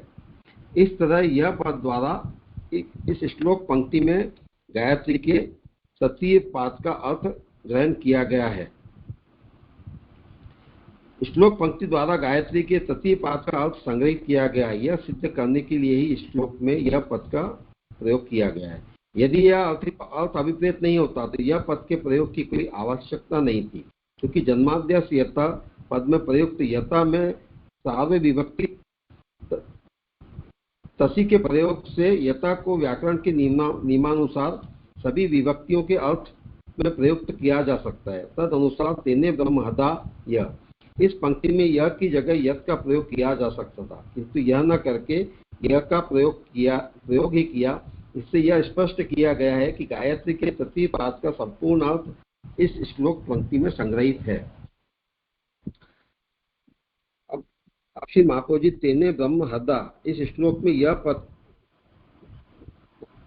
पद जो प्रयुक्त किया है उसका आप अभिप्राय समझा रहे हैं कि यह गायत्री से संगति इसकी हो रही है। गायत्री में जो शब्द है धियो यो न प्रचोदयात्, इसका ग्रहण यह से किया गया है, यानी ब्रह्म हृदय यह, यहाँ जो यह का प्रयोग है उससे ये गायत्री का ये मंत्र तब ऐसे हमको समझना चाहिए। यानी गायत्री के सर्व प्रेरकत्व ही श्लोक की इन पंक्ति में संग्रहित है।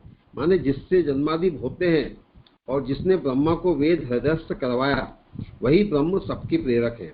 इस पंक्ति में यह की जगह यत जन्माद्यस्य यत की तरह प्रयोग किया जा सकता था, किंतु वैसा न करके यह का प्रयोग जो किया वो यह बताने के लिए ही किया कि गायत्री के तीसरे पाद का संपूर्ण अर्थ श्लोक की इस पंक्ति में संग्रहित है।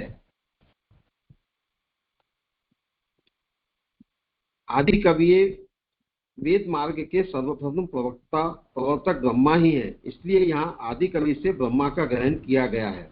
वेदों के अर्थ में निष्ठा रखने वाले अन्य व्यक्तियों को भी उसी रूप से ब्रह्म रूप से ही मुक्ति मिलती है, यह तात्पर्य है।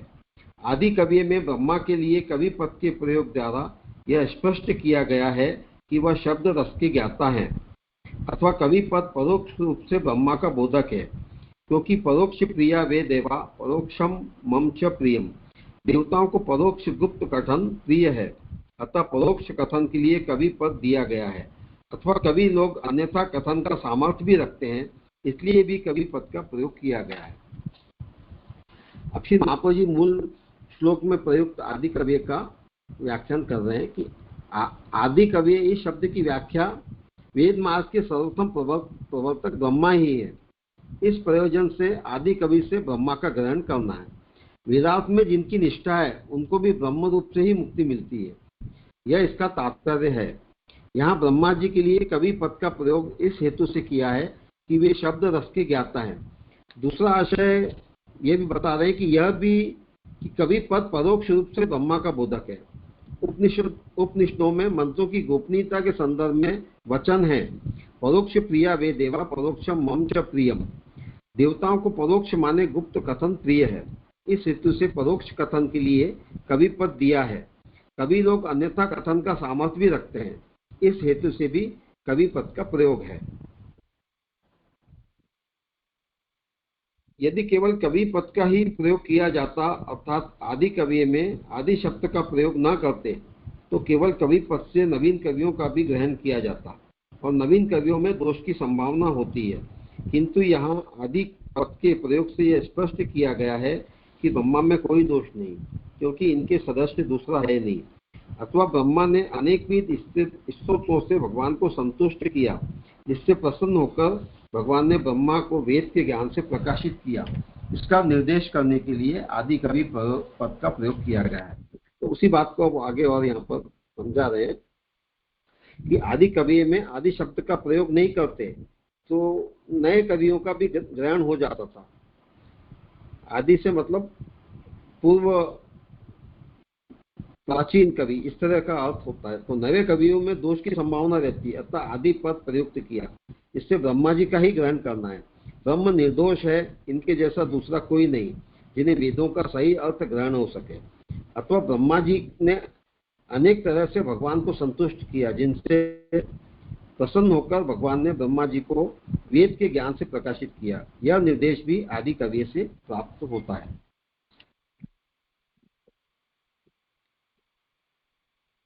आगे लू दीजिए। हाँ, किसी को कुछ पूछना नहीं है, करो आगे। मुह्यंती यत् सूर्यः, ब्रह्मा के अतिरिक्त अन्य व्यक्तियों के लिए वेदों की कोई उपयोगिता नहीं। उद्भट पंडित लोग भी वेदों के अर्थ में भ्रांत हैं। यज्ञ लौकिक है, उनमें यज्ञों में जो वैदिकता है वह इसलिए कि उनके अनुष्ठान से फल की प्राप्ति होती है। अपनी इस मान्यता के कारण मीमांसक वेदांत में भ्रांति ही है। इसी तरह ब्रह्म जीवों का केवल आत्मरूप है। अपने इस मंतव्य के कारण सांख्य तथा योग मार्ग के पंडित भ्रांत हैं, केवल वैदिक मार्ग वाले भ्रांत नहीं है। पौराणिक यद्यपि सत्कार्यवाद को मानते हैं, तथापि उनका निरूपण पुरुष तक ही सीमित है, पुरुषोत्तम को भी नहीं जानते। अतः यह पौराणिक तथा इनका अनुसरण करने वाले भी वेदांत में भ्रांति ही है। अपनी भगवत विमुक्ता के कारण ही इनकी वेदांत में भ्रांति रही। इसलिए वेद के अर्थ को या तो भगवान ही जानते हैं या भगवत सन्मुख रहने वाला जीव ही। तो मूल श्लोक में जो बात आई थी कि मुह्यंती यत् सूर्य, इस पद का भाव यहाँ महाप्रभु जी समझा रहे हैं कि अच्छे अच्छे ज्ञानी विद्वान भी वेदों का अर्थघटन करने में भ्रांत हैं। मीमांसा कहते हैं कि यज्ञ लौकिक है, उनमें फल प्राप्त, उनमें वैदिकता जो है वो फल प्राप्ति में ही सीमित है। इस मान्यता के कारण वे भ्रांत हैं। ऐसे ही सांख्य तथा योग मार्ग, इनके विद्वान भी भ्रांत हैं। वे मानते हैं कि ब्रह्म जीवों का केवल आत्मरूपी है, और पौराणिक भी ऐसे ही भ्रांत हैं। यद्यपि वे सत्कार्यवाद मानते हैं, पर उनका निरूपण पुरुष तक ही सीमित है, पुरुषोत्तम को तो जानते ही नहीं। इसमें कारण यही है कि भले ही विद्वान है, पर भगवत अभिमुखता उनकी नहीं है। इसलिए वेद के अर्थ को या तो भगवान जानते हैं या भगवत सम्मुख रहने वाला जीव। ललित जी, मुझे खाली एक ये प्रश्न था हाँ। कि यहाँ पौराणिक जो है उनको ऐसा कहा कि उनका निरूपण पुरुष तक ही सीमित है, और आगे यही श्लोक में आया कि पौराणिक जो है वो हृदयम स्मृतम, मतलब उनको हृदय का उपमा दी है कि पुराण के अर्थ सहित जो ब्रह्मा जी को ठाकुर जी ने मतलब ज्ञान कराया, वो पुराण के सहित वेदों का ज्ञान कराया। तो यहाँ पौराणिक के अर्थ में क्या लेना?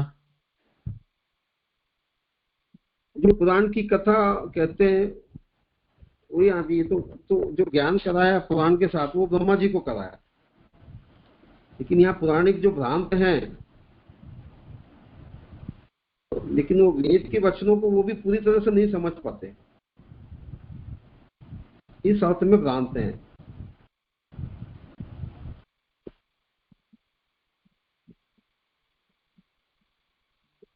तो अगर कोई वेद को नहीं जानता, खाली पुराण को जानता है, वो पुरुषोत्तम तक नहीं पहुंच पाएगा, ऐसा हम समझ सकते?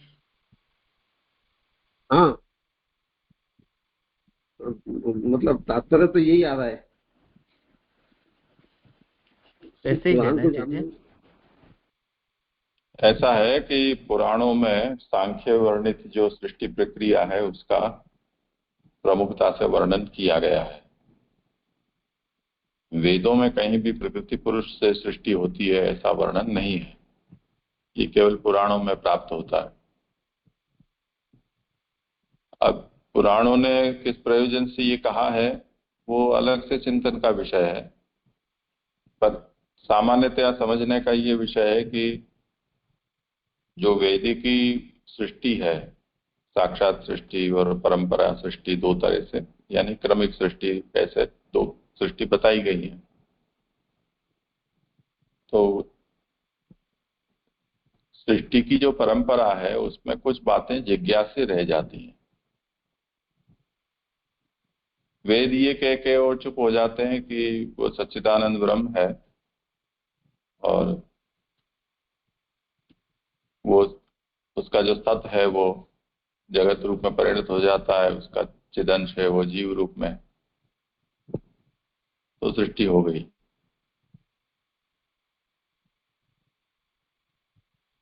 और जितने तत्व का अनुभव हम करते हैं या जिनको तत्व के रूप में हम लोग गिनते हैं, जानते हैं, उनके विषय में हमारे मन में ये जिज्ञासा रहती है।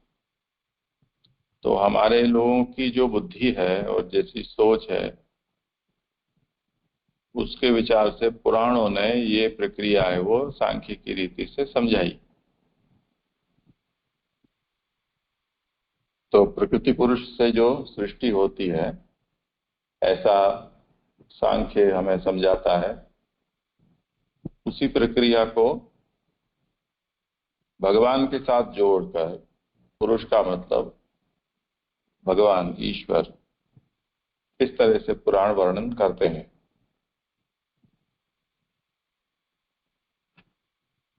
अब उसमें सभी पुराणों में, भागवत पुराण की तो खैर अलग बात है, वो तो अब प्रकट हो रहा है, पर इससे पूर्व जितने भी पुराण प्रकट हुए हैं उसमें अगर हम देखें सृष्टि प्रक्रिया, तो प्रकृति पुरुष के प्राधान्य वाली ही प्रक्रिया दिखाई जाती है। और उसमें जो पुरुषोत्तम है वो जैसे कि भागवत में प्रधानतया वर्णित हुए हैं, ऐसी प्रमुखता से पुराणों में सृष्टि प्रक्रिया में उनका वर्णन कम देखा जाता है, अथवा स्फुट रूप से उसका निरूपण वहां नहीं किया जाता है। इसलिए यहाँ पर महाप्रभु ने उनमें से ऐसे कुछ जो पुराण है उनको कहा है कि पौराणिक सांख्यिकी सत्कार्यवाद को तो मानते हैं, पर पुरुष तक ही उनकी बातें सीमित रहती हैं, वो पर पुरुष तक वो नहीं जाते हैं। हाँ जय जय, हाँ, अच्छी तरह से क्लियर हो। प्रणाम जी। जी ये पौराणिक कहने में तो फिर भागवत का भी समावेश हो जाता है ना, क्योंकि अभी मैंने भागवत वही तो कहा, भागवत तो अभी प्रकट ही कहाँ हुई है। अच्छा अच्छा, हाँ हाँ जी आप क्लियर हो। हाँ जी आगे शुरू करो। यहाँ यह शंका होती है कि यदि ब्रह्मा के अतिरिक्त अन्य कोई भी वेदांत नहीं जानता तो फिर मीमांसक आदि की पद्धति से किए गए यज्ञादि से पुत्र आदि रूप फल की जो प्राप्ति होती है उसका क्या कारण। इसका उत्तर यह है कि वेद भगवत स्वरूप होने के कारण सर्वसमर्थ है, इसलिए विविध कामनाओं से आतुर प्राणियों की सर्व कामना की सिद्धि के लिए वेद का प्रचार हुआ है और इसी तरह उसकी अनेक शाखाओं का भी विभाग किया गया है। और इसी तरह इस प्रकार के शास्त्रीय वाक्य उद्धरण में भी मिलते हैं। यथा पहले पुरुरवा की कामना पूर्ति के लिए वेद त्रयी उसके हृदय में उत्पन्न हुई। कभी हृदय में पुरुष रूप में वेद उत्पन्न हुआ अथवा वेद पहले ओंकार रूप में था, वेदः प्रणव एवाग्रे, तत्पश्चात उसका ऋग यजु साम इस तरह विभाग किया गया। वास्तव में तो वेदों का सर्व प्रकार से उपयोग तो ब्रह्मा ने ही किया है, इसलिए वेद के तात्पर्य को बिना समझे ही जो लोग वेद का अन्य प्रकार से ही अर्थ करते हैं वे सभी उपेक्षणीय हैं। जीवों को प्रपंच से बंधन तथा वेद ज्ञान से मोक्ष मिलता है। भगवान रूप प्रपंच तथा नाम प्रपंच इन दोनों से ही क्रीड़ा करते हैं, यही भगवान का महात्म्य है। अब यहाँ शंका उठा रहे हैं कि यदि ब्रह्मा जी के अलावा अन्य कोई भी वेदांत नहीं जानता तो फिर मीमांसक आदि द्वारा किए जाते यज्ञ आदि में से जो फल मिलता है उसका क्या कारण। अतः समाधान देते हैं कि वेद भगवत स्वरूप होने के कारण सर्वसमर्थ है, अतः जिसकी जैसी कामना रहेगी वैसी सिद्धि वेद से उसे मिलती भी है। इसी तरह वेद की शाखाओं के भी विभाग हुए हैं, उसके शास्त्रीय उद्धरण भी प्राप्त होते हैं। जैसे भागवत में पुरुरवा का प्रसंग आता है कि उनकी कामना पूर्ति के लिए वेद त्रयी उनके हृदय में उत्पन्न हुई। कभी हृदय में पुरुष रूप में वेद उत्पन्न हुए। वेद सर्वप्रथम ओंकार रूप में था, फिर उसको ऋग भृग यजुर और साम इस तरह विभाग हुआ, पर सर्व प्रकार से वेदों का उपयोग तो ब्रह्मा जी ने ही किया है। इसलिए बाकी सब या तो आधे अधूरे जानते हैं या अन्यथा प्रकार से जानते हैं और अपनी मनगढ़ंत धारणा से वेदों का अर्थ करते हैं। अतः ये सब उपेक्षणीय है।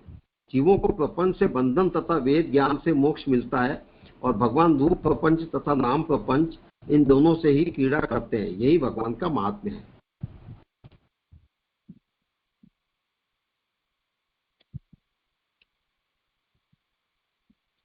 इस तरह भगवान पूर्ण गुण विग्रह से युक्त है, यह प्रतिपादित करके भगवान के निर्दोषत्व को सिद्ध करते हुए अब भर्ग शब्द का अर्थ कहते हैं। तो जो मूल श्लोक में भर्ग शब्द आया है उसका यहाँ पर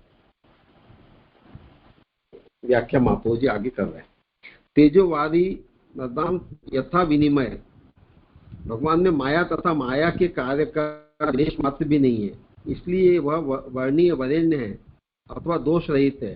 भर्ग शब्द गायत्री में संसार की निवृत्ति करने वाला इस अर्थ में प्रयुक्त हुआ है, अथवा भर्ग शब्द यहाँ भक्ति के बीच का निर्देश करता है। दोषों के अभाव पक्ष में दो प्रकार के दोष कहे गए हैं, स्वयं ही दुष्टता का संपादन करने का दोष अथवा सेवकों का उद्धार नहीं करने का दोष। इनमें से प्रथम दोष का स्वतः दुष्टता संपादक दोष का अभाव भगवान में अभाव है।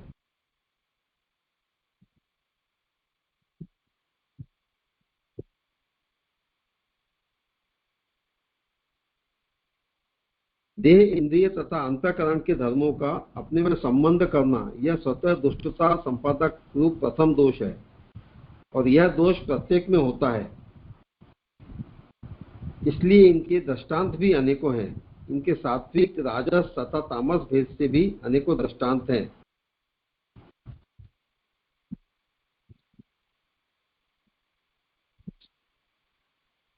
अब यहाँ पे महाप्रभु जी जो तृतीय पंक्ति है, तेजोवादी मदा यथा विनिमय, उस पंक्ति की व्याख्या महाप्रभु जी कर रहे हैं। यहाँ जो गायत्री में भर्ग शब्द आया है, इससे आपसे बता रहे कि भगवान में माया तथा माया के कार्य का लेश मात्र भी नहीं है, इसलिए वह वरेण्य है, यानी सबसे श्रेष्ठ है अथवा दोष रहित है। तो भर्ग शब्द गायत्री में जो प्रयुक्त हुआ है वो भी इसी अर्थ का द्योतन करने वाला है कि संसार की निवृत्ति करने वाला भर्ग शब्द है। अथवा भर्ग शब्द से दूसरा अभिप्राय बता रहे हैं कि यह भक्ति के बीच का निर्देश भी करता है। दोषों के अभाव पक्ष में दो प्रकार के दोष कहे गए, तो एक स्वयं ही दुष्टता का संपादन करने का दोष अथवा सेवकों का उद्धार नहीं करने का दोष। इनमें से प्रथम दोष का स्वतः दुष्टता संपादक दोष का अभाव भगवान में अभाव है। तो भगवान में तो दुष्टता संपादक दोष का अभाव ये देह, इंद्रिय तथा अंतःकरण के धर्मों का अपने में संबंध करना, यह स्वतः दुष्टता संपादक रूप प्रथम दोष है। यानी ठाकुर जी में, भगवान में जैसे जो हमारे मनुष्य में देह, इंद्रिय, अंतःकरण के धर्म है, वो ब्रह्म में घटित करना, तो यह स्वतः दुष्टता संपादक रूप प्रथम दोष है। और यह दोष प्रत्येक में होता है, इसलिए इनके दृष्टांत भी अनेक हैं। इनके सात्विक, राजस तथा तामस भेद से भी अनेकों दृष्टांत हैं। ये जो दोष आता है, ये मतलब इन तीनों गुणों के कारण ही आता है, सात्विक, राजस तथा तामस। तो दृष्टांत का आशय यह है कि जिस प्रकार पृथ्वी, जल, तेज, इनमें से एक की दूसरे में जो प्रतीति अथवा आभास होता है वह मिथ्या है, केवल देखने वाले की बुद्धि ही उस प्रकार की हो जाती है, किंतु वहां उस प्रकार का कोई पदार्थ नहीं है। इसी प्रकार से भगवान में अथवा उनके अवतारों में अथवा जिनको फल की प्राप्ति हो चुकी है, ऐसे भक्तों में देह, इंद्रिय, अंतःकरण के धर्मों का संबंध मिथ्या है। अर्थात तेज में जल की बुद्धि जिस तरह मृग जल में होती है, जल में पृथ्वी की बुद्धि जिस तरह रात्रि के अंधकार में जलाशय में होती है, पृथ्वी में तेज की बुद्धि जिस तरह मणि आदि में होती है, पृथ्वी में जल की बुद्धि जिस तरह कांच आदि में होती है, जल में चंद्र रूपी तेज की बुद्धि जैसे बादलों में होती है, और तेज में वत्स रूप पृथ्वी की बुद्धि जिस तरह चंद्र किरणों में होती है, उसी तरह स्व समान सजातीय पदार्थ में अर्थात शुक्ति आदि में रजत की भ्रांति होती है। एक वस्तु की दूसरी वस्तु है जो प्रतीति होती है, यह देखने वाले की बुद्धि का भ्रम है, क्योंकि वहां उस प्रकार की वस्तु का अस्तित्व ही नहीं। जिस तरह ये पदार्थ जीवों की बुद्धि से कल्पित कर लिए जाते हैं, उसी तरह भगवान में तथा उनके अवतार आदि में देह, इंद्रिय तथा अंतःकरण के धर्मों का संबंध भी जीवों की बुद्धि से परिकल्पित है, इसलिए मिथ्या है। तो हम अंग्रेजी जो मतलब बात वही आपकी प्राकृत प्रभु में प्राकृत धर्मों की कल्पना करना, तो ये उसमें हमारी बुद्धि की परिकल्पना है, इसलिए ये मिथ्या है। तो ब्रह्म में प्राकृत धर्मों की कल्पना नहीं की जा सकती। हमारे सर्वोत्तम स्तोत्र के मंगलाचरण में भी ये जो बात आती है कि प्राकृत धर्म नाश्रय अप्राकृत निखिल धर्म, है ब्रह्म अप्राकृत निखिल धर्म रूप वाले हैं, उनमें प्राकृत धर्मों का आश्रय जरा भी नहीं है। यत्र तिसर्गो मशा, इस पंक्ति में यत्र पद द्वारा निमित्त तथा अधिकरण इन दोनों का ग्रहण किया गया है। अर्थात वहां ब्रह्म में तीनों गुणों के कार्य जो देह, इंद्रिय तथा मन है, अथवा इन गुणों के धर्म अथवा इनके कारण प्रकृति अथवा इनके अधिकरण अथवा अर्थ रूप रस स्पर्श आदि है, उन सभी का अध्यास नहीं है। संक्षेप में तात्पर्य यह है कि ब्रह्म में प्राकृत गुणकृत शरीर का तथा इंद्रिय आदि का संबंध अथवा तत्कृत अध्यास नहीं है। तो यहाँ मूल में जो बात पंक्ति आई है कि यत्र विसर्गो मृषा, इसका यहाँ पे महाप्रभु अभिप्राय व्यक्त कर रहे हैं कि निमित्त तथा अधिकरण इन दोनों का ग्रहण किया हुआ है। अर्थात वहाँ ब्रह्म में तीनों गुणों के कार्य रूप जो देह, इंद्रिय तथा मन है, अथवा इन गुणों के धर्म, अथवा इनके कारण प्रकृति, अथवा इनके अधिकरण, अथवा अर्थ रूप रस स्पर्श आदि हैं, उन सभी का अध्यास नहीं है। मतलब ब्रह्म में ये सब बातें नहीं है, ये जीव में ही ये सारी प्रकृति से रिलेटेड है, इसका ब्रह्म से कोई संबंध नहीं है। ब्रह्म में प्राकृत गुण के शरीर का तथा इंद्रिय आदि का संबंध अथवा तत्कर अध्यास नहीं है। मायावादी की तरह यहाँ देह, इंद्रिय आदि के केवल मिथ्यात्व प्रतिपादन में नशा का तात्पर्य नहीं है, क्योंकि ब्रह्म मिथ्याभूत देह, इंद्रिय आदि का आधार है, ऐसा कहीं भी प्रसिद्ध नहीं। श्रुति ने ब्रह्म को सभी सत्य वस्तुओं का आधार बताया है। तदायंतना तत्प्रतिष्ठा तद अनुसार सर्व का आधार रूप ब्रह्म सत्य स्वरूप है। इस कारण उसमें देह तथा इनके धर्म जीव को अपने अज्ञान आदि दोषों को लेकर अर्थात अध्यास से ही प्रतीत होते हैं। यही सिद्ध करने के लिए ब्रह्म में देह, इंद्रिय आदि धर्मों की प्रतीति मिथ्या है। तथापि केवल लोक दृष्टि से तीनों गुणों के कार्यों की उसमें प्रतीति होती है। दृष्टांतों को उद्धृत किए हैं। संक्षेप में यह तात्पर्य है कि ब्रह्म में देहादि के धर्म लोक दृष्टि से प्रतीत होते हैं, अन्य धर्मों की अर्थात ताकत की तरह देह, इंद्रिय आदि धर्मों की ब्रह्म में प्रतीति होना मिथ्या है। वही बात को यहाँ एक्सटेंड महाप्रभु जी कर रहे हैं कि इस तरह के जो देह के धर्म है उनमें अगर ब्रह्म में प्रतीति हो रही है तो वो मिथ्या है।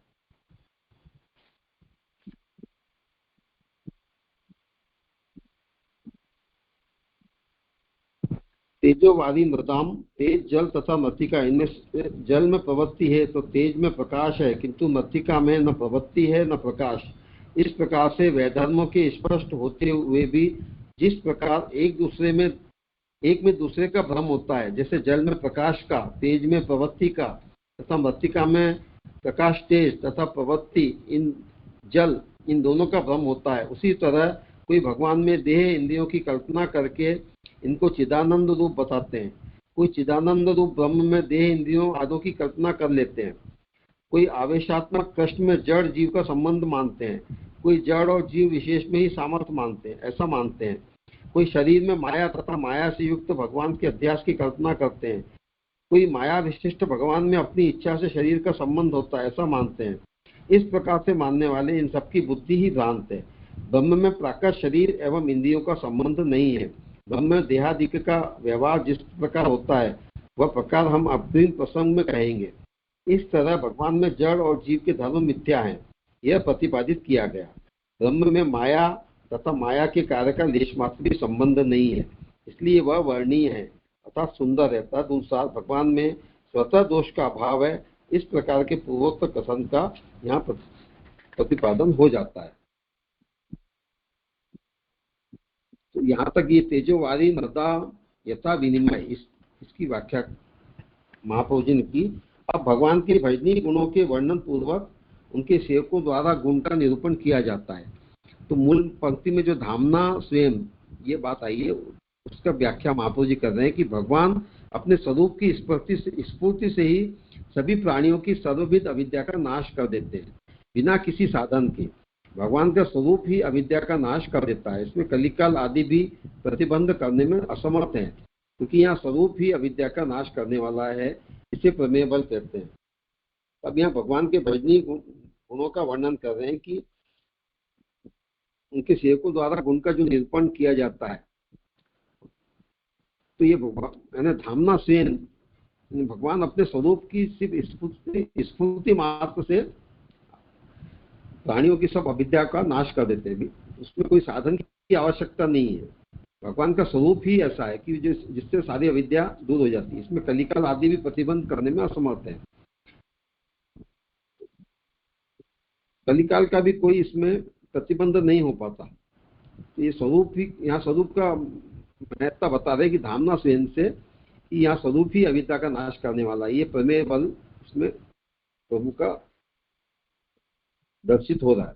देह, इंद्रिय आदि में से अविद्याजन्य आत्मभाव की निवृत्ति होने पर अर्थात देहेंद्रिय आदि में आत्मभाव रूपी कापट्य निवृत्त होने पर अपने अपने अधिकारानुसार अर्थात जिस प्राणी का जैसा अधिकार है उसको उसके अनुरूप अपने आप ही स्वतः सिद्धि प्राप्ति हो जाएगी। तस्मिन् निराकृते शिष्टम स्वतः एव भविष्यति। इस प्रकार के निरूपण द्वारा गायत्री के सकारांत भर्ग शब्द का अर्थ किया गया है। भर्ग का अर्थ है कि सर्व अविद्या का नाशक, भर्जत यत्य अखिला विद्याम। गायत्री मंत्र में भर्गस ऐसा सकारांत शब्द है और इसी की यहाँ व्याख्या की गई है।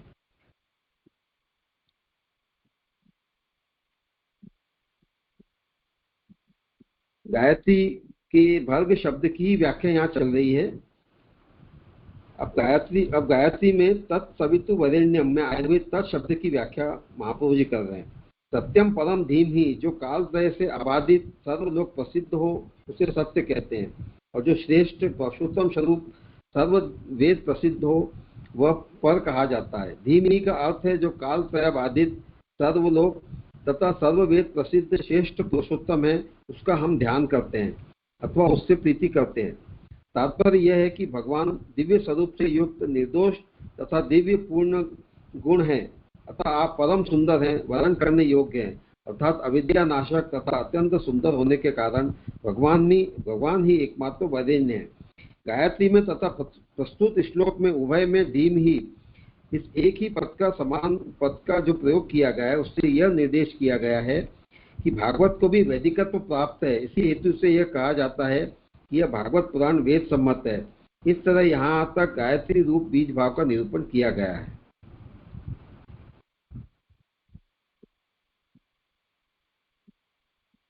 हाँ जी जी, यहाँ तक पूरा हुआ है पहला श्लोक। हाँ, कुछ और विचारणीय, किसी को कुछ कहना हो, पूछना हो।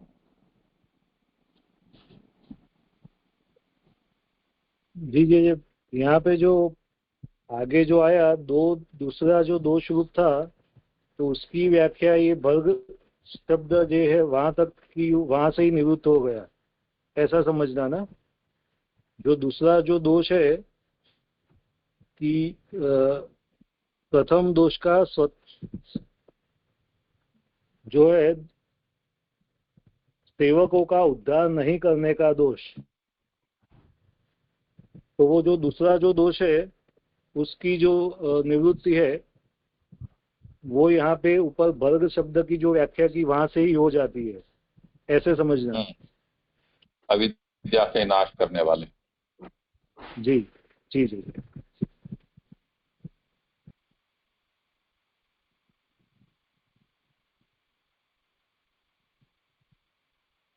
ये प्रथम श्लोक यहाँ संपन्न हो रहा है। वैसे ये क्योंकि गायत्री के अर्थ के रूप में है और पूरे वेद का निचोड़ दिया है यहाँ पर, तो विषय में भी कठिनता तो है। इसलिए अगर इसमें ज्यादा कुछ समझ में नहीं आए तो उतना चिंता का विषय नहीं है।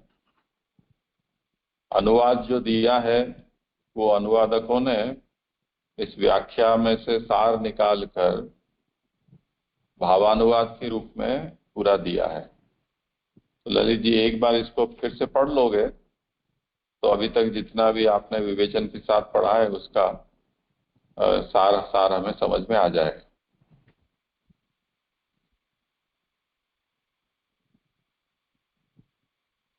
ये लास्ट की पैराग्राफ में दीजिए। श्लोक का अनुवाद प्रथम पृष्ठ 11वां पन्ना। हाँ सर। जन्माद्यस्य यतो अन्वयात् इतरश्चार्थेषु भिक्खे स्वराक् तेने ब्रह्म हृदय। अच्छा, हाँ ठीक है। श्लोकार्थ: समवायी तथा निमित्त कारण रूप जिस ब्रह्म से इस जगत के जन्म आदि होते हैं, जो ब्रह्म सर्व विषयों को जानता है अथवा समग्र जीवों के धर्म अर्थ काम मोक्ष आदि पुरुषार्थ सिद्ध करने के विषय को सब प्रकार से जानता है, अर्थेष्व विज्ञ, जो ब्रह्म विषयों में रमण न करके अपने ही स्वरूपानंद में स्वयं ही रमण करता है, स्वराट, अथवा जो ब्रह्म विराट के भीतर रहने वाला स्वराट है अथवा विराटा अंतर्गत रहता हुआ उसकी सभी वस्तुओं विषयों को जानता है, अर्थेष्व विज्ञ स्वराट। जिस ब्रह्म ने उत्तम विद्वानों को भी मोहित कर देने वाले वेदों का पुराण सहित अवबोध शब्द रस में निपुण ऐसे आदि कवि ब्रह्मा को हृदय पूर्वक हृदय कराया। जिस तरह तेज, जल तथा पृथ्वी इनमें से एक की दूसरे में प्रतीति मिथ्या है, उसी तरह जिस ब्रह्म में तीनों गुणों के यानी सत्व रस तम के अर्थात माया के कार्य रूप देह, इंद्रियां तथा अंतःकरण आदि धर्मों की तथा उनके अध्यास की कल्पना करना मिथ्या है, जो ब्रह्म स्वस्वरूप की स्फूर्ति से ही जीवों की सर्व अविद्या को निरस्त कर देता है, उसी परम सत्य रूप ब्रह्म का, पूर्ण पुरुषोत्तम का, जो त्रिकालाबाधित है, हम ध्यान करते हैं।